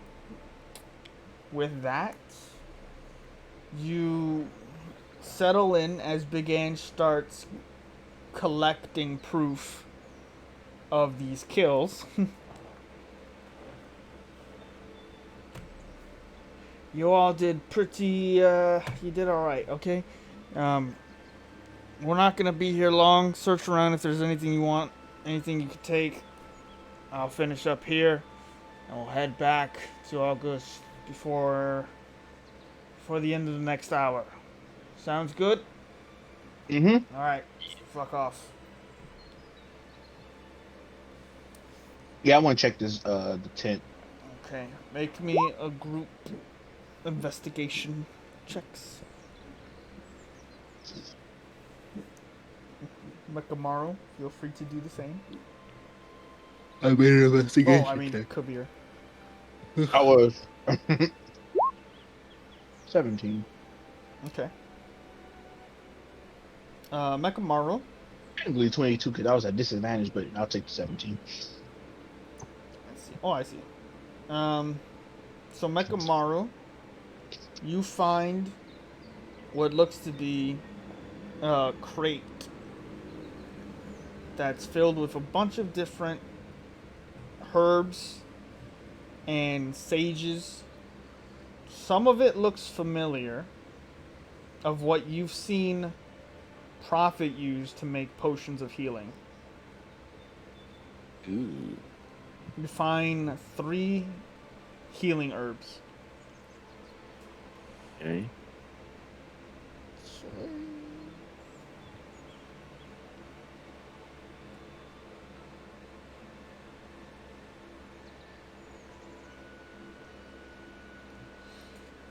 So I'll mark that.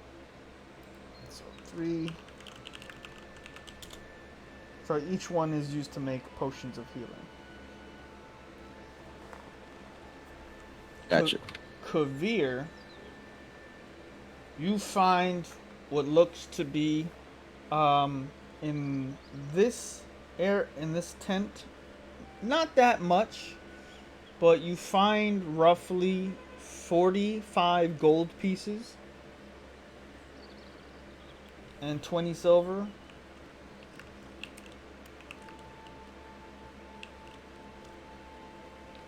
You also find what looks to be a parchment,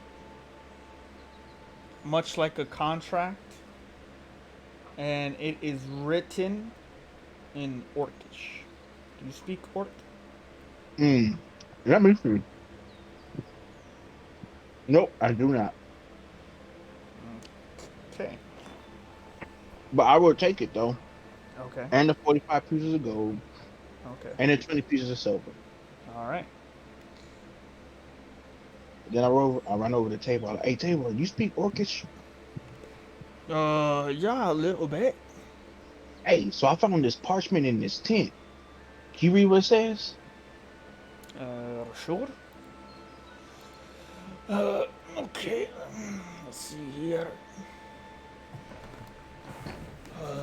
So it says, attention. Are men and beasts of the borderlands. I can't pronounce some of these words. Um, the call of the Banites wishes to invite you to the gathering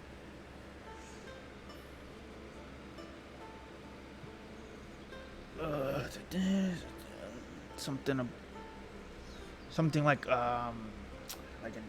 an army or a horde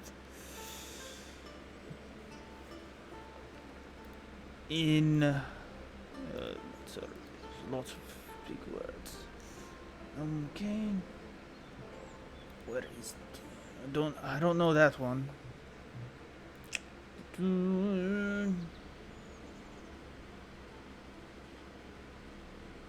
Sorry, I'm trying to get the names here.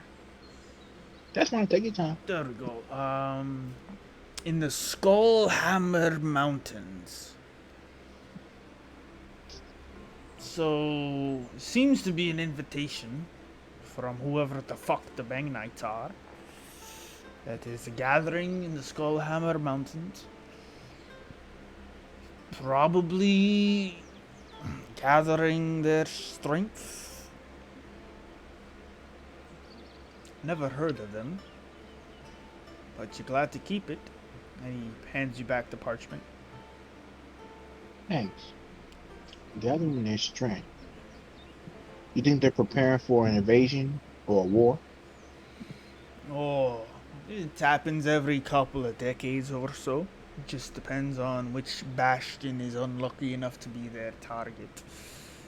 But no bastion has fallen in hundreds of years. Otherwise, they wouldn't be called the bastions. So wherever they're attacking, good luck. Okay. Thank you, Tabor. Oh yeah, I found some money in this tent, so I'll give him 10 gold pieces. Oh, thank you. You're welcome. You're so Yeah. kind.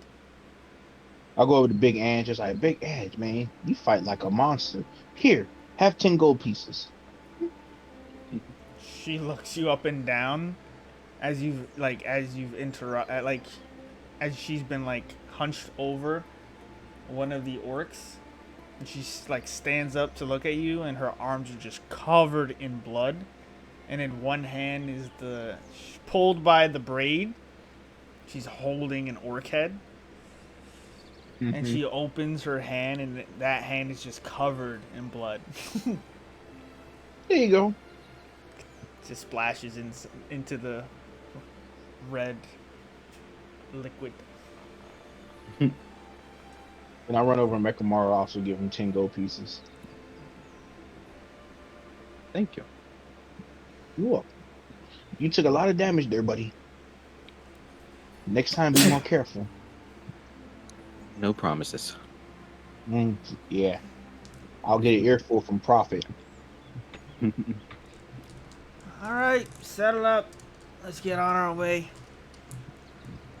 She's Yes, puts ma'am. all the heads into this satchel, and you all start making your way right before darkness, and have to march the rest of the way at a hefty pace towards August.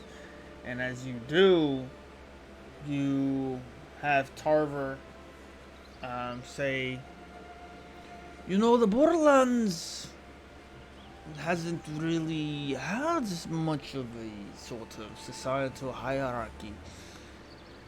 I wouldn't imagine to see a contract like this. It must have come from solitude. A solid what? Solitude. It's it's a town or a city, not really what you could call a society as much as it is a survival of the fittest. There are homes there, and a lot of the clans gather there to maintain their presence in the Dominion, in the region. The Skullhammer Mountains, however, much more nasty a place. Lawlessness, just only the strongest of orc and ogre clans lay claim to them. If they found some work in Solitude, I don't imagine it's going to be a peaceful union. None of the clans really see eye to eye. Ogres, giants, orcs.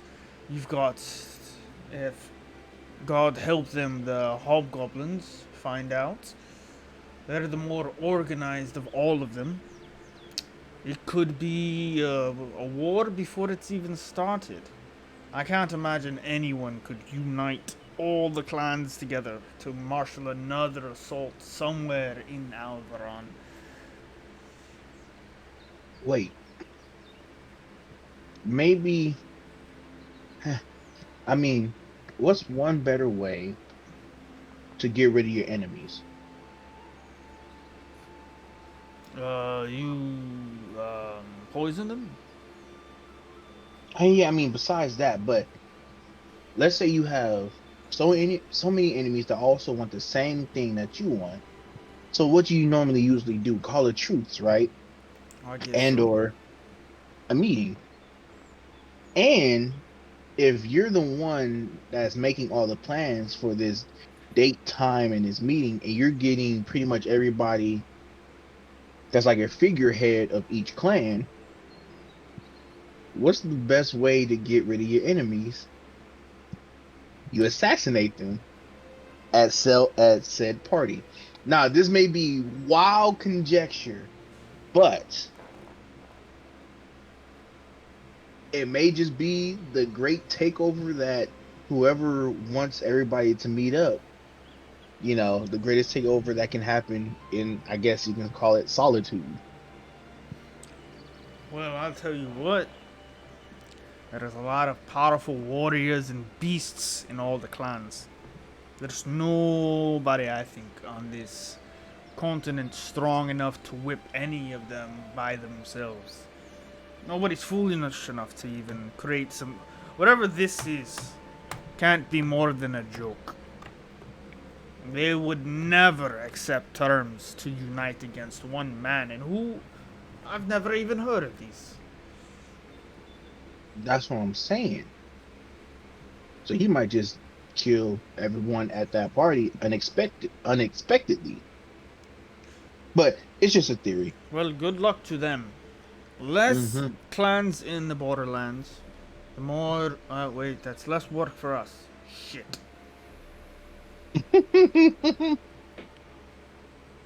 Well, who knows? Maybe we'll run across one of these in the future.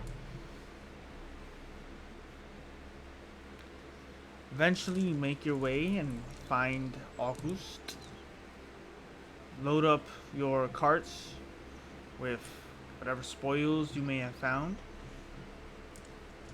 And despite being offered protection for the night, Big Ange refuses and says, "It'll be safer once we get on the other side of the lumber hills.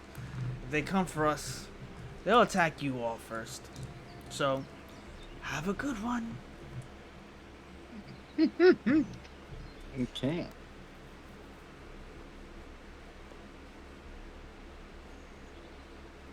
So with that, you all make your way back, accomplished with your contract.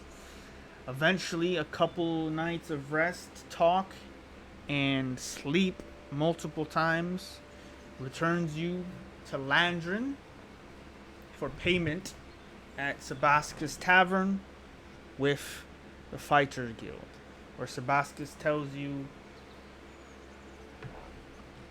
it's good being a liaison for these kind of jobs. Well, here's your cut. Take care of them, Big Ange. They look like they'll be sitting here for a little while longer. So the cut for each of you is 100 gold pieces. Hey. Ooh. Hefty, hefty, hefty. And Tarvor says, well, you know where to find us if you're ever looking for more work. I would, say it was good doing business with you, but I'd be the only one saying that.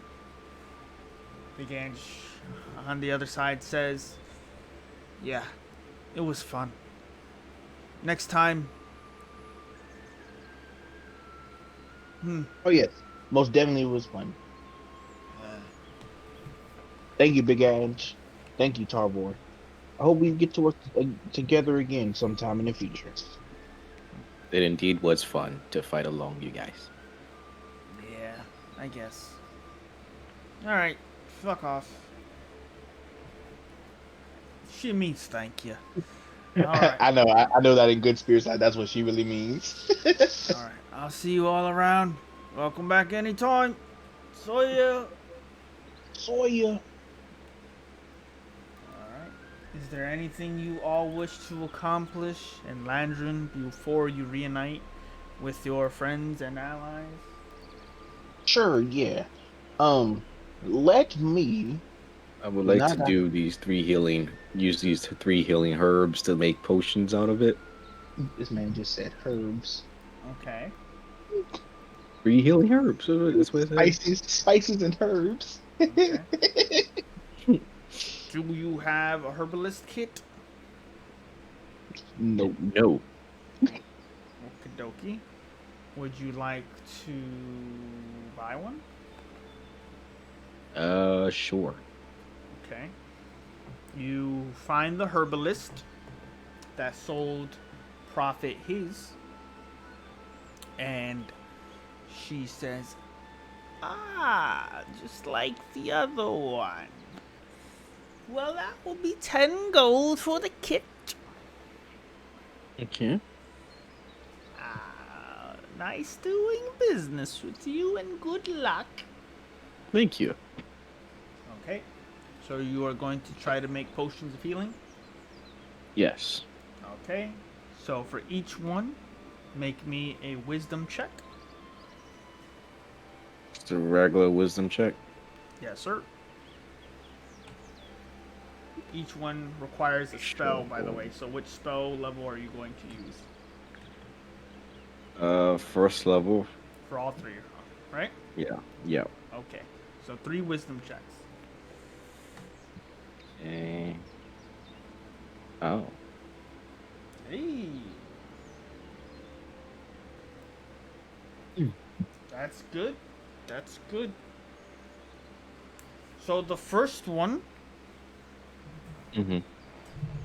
goes along perfectly. You cast the incantation, you use the healing solvents and the herbs you got, and on your very first potion, it glows with vibrancy. So you have 1 potion of greater healing. And Is that the same one that I have? Because I already have 2 potions of healing on. a potion of greater healing. So that's better than the ones I have. Yes. Okay. 1 potion of greater healing. Okay. And 1 potion of just healing. Potion of healing. Okay. And then the third one fails. All right. So your first time you do create something magnificent. But on the last attempt, you fall short. That's fine. So I'll take it. Yeah, it's still really good. That's a 250 gold item right there. So selling it back, you can make a lot of money, but also it heals for a lot too. So your call. With that, Kavir, is there anything else you want to do before meeting with Yes, your I. friends? So do, baby. I mean, no, I mean to say it like that. Lord Jesus, forgive Mm-hmm. me. Because I have 10 glass stars. I got 6 glass. I got 6 acid. Okay, I want to make a new. I want to make a new. I want to make a new star. Okay. So what I'm going to do though, because I can't make this, I need to go to the what's it called? What's it is? The place that sells alchemist, not alchemist fire. I mean that could work too, but no, I'm saving alchemist fire for when I make the exploding stars. I need the place that makes radiant what's it Temple. called? What's that You again? can look at the map. The temple, the Yes, thank you. The artificery. temple. No, the temple. The temple. Yeah. I need the temple. Okay. Make your way to the temple. hmm Making my way to the temp, You walking find a fast. female gnome who greets you, same that sold Prophet the holy water. hmm Hello. Good well, afternoon. I was about to say good evening. Good afternoon. I would like to purchase some holy water. I'd love to sell that to you. However, all of our stores have been given to the governing body of Landron, um, thanks to the recent incident in the warehouse district. Of course, everything would go up. I knew it. But if you do return within the next day or so, we would be able to supply you very minorly, but we would have some on hand. Isn't there another potion that the temple might have? Lord, I'm forgetting it, and I hate myself. What Isn't there like a tossable item that you can use that does radiant damage? holy water? It really is holy water? Yeah, Okay, fine. holy water is Okay, actually a thing in this game that does stuff. okay. I baptize you. It's all good. Okay. Okay, since I can't get any holy water at the temple, I'll just go to the magic shop. Okay, so you go to Nordic's Mysteries. Yeah. Back at it again at Krispy Kreme's. Okay, so you find the assistant in charge. Yeah, since Nordic went missing. Mm-hmm. Hey, how you doing? I'm back. Oh, hi. How's it going? Pretty good. How you doing? I'm great. I'm great. What? You don't look too great. You look like you're tired. Yeah, it's very busy around here, especially with the influx of people looking all over, perusing on things they have no idea what what any of this is capable of. Mm. And what can I help you with? I would like to buy some alchemist fire. If you Oh, don't mind. okay. All right. That would run you um about 50 gold pieces. Okay, perfect. Let me buy 3 of them. Okay. That'll be 150 gold altogether. One, two, three. Actually, let me get 4 Um, if you have 4. I do have two more. I can do that. That's four. So 50 gold each, 200 gold in total. Yep, I'll take that.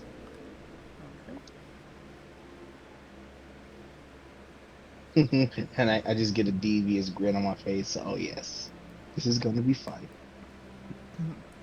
She casts hold person. What? So Just like evil Yes. detected.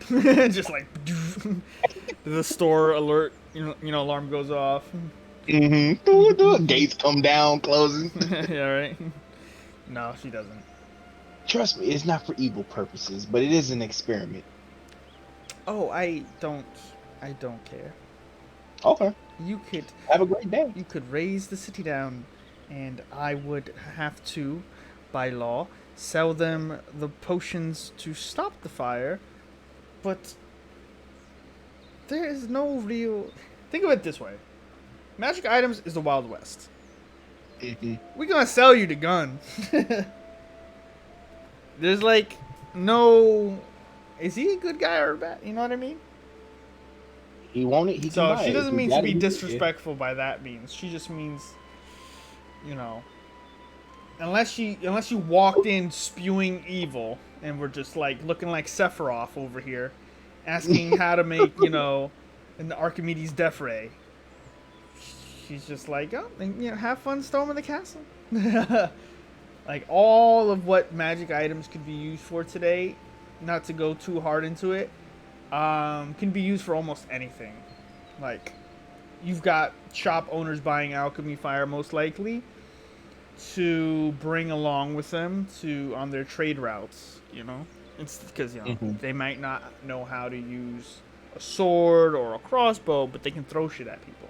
So everything's free here. So she says, no worries, just be safe and use your best judgment. Question. If you don't mind, can I just pick your ear? Gross. Actually, no, she probably wouldn't be the person I probably want to talk to. After I still have time, right? Sure. Okay. After after I buy the alchemist fire, uh I wanted to talk to one of the teachers at the artificery, the one that the gnome told me about, because they said there's two teachers A lot of that I teachers. could probably, yeah, but the ones because I want to start trying to get the general idea for gunpowder or exploding powder, whatever I want to call it. I'm not gonna call it gunpowder. I'm just gonna call it black powder. There we go. It's the most basic name for it, black powder. The names you were given were Master Uglin, who was one of the main teachers of artificing, and Master Artificer, who you spoke to before, Alvin Copperfoot. Okay. Master Uglin and Master. You said Copperfolk. Yes. Okay, there we go. I think Master Uglin might be better to talk to. I mean, Copperfolk might be good too, but isn't Copperfolk like the head? Yes. Yeah. So I think I have a better chance of talking with Master He's Uglin Dumbledore. first. Basically Master Uglin. Dumbledore. You I think he would find be too busy to talk to me. you find time at the artificery to get a couple moments with Master Uglin, who is a gnome, tanned, skinned gnome, very old and wrinkled. He takes your questions. I have a few moments before my next class. Heard you had questions. Yes, I do. I very do. And I promise I won't take much of your time. But His I eyes are have this squinting the whole time. So tiny are his eyeballs. I have this idea of a powder that can explode with with basically fire. It's almost like the fire ignites the power to make a good explosion. But I'm having a hard time trying to figure out the components of what they can be. I was looking for your help. If you have any thoughts to the process. His eyes are shriveled like raisins. His skin is very overlapping. He's looking at you like he's just doesn't even see you. That sounds quite like your activities are quite dangerous. You understand that you're trying to formulate the ability to cause mass destruction in a powder-based form, something as accessible as fire. Yes, but with this revolutionary idea, it actually might make us, go forward in the inventing process. Basically, understand what I'm. Yes, even though His everything that eyes gets are so created in the tiny, just squinting at you. Just like, he's so fucking old. So I'm trying to make you laugh. I'm trying to be serious here. Listen, I think you're onto the innovative. You're misconstruing innovation with destruction. I do believe you have good intentions, but artificing is about channeling the utility over the evocation force of science. Put it this way: what harm is an elevator? How can an Um, elevator be used for ill? It can't. Technically it can. If you raise the elevator up, put some people at the bottom of it, and then cut the rope, boom. He's just staring at you with his tiny little black eyes, shriveled. You're quite diabolical. Listen, there's a difference between creation for the sake of creation. Some things need to be made, either through an itch or an impending need. I do not see an immediate use for such a thing. I do not wish to dissuade you, but I would offer you some temperance. Do search out your heart's desire. I do fear what would happen if I were to temper your own flame. But understand, many of the things we have created here are built ahead of 1,000 disasters we have chosen not to. I do think what you're looking for can be found in the libraries or within the crowned mountain itself. Do your research, but be diligent. Once your creations are out there, they can never be put back inside the box. That is my time.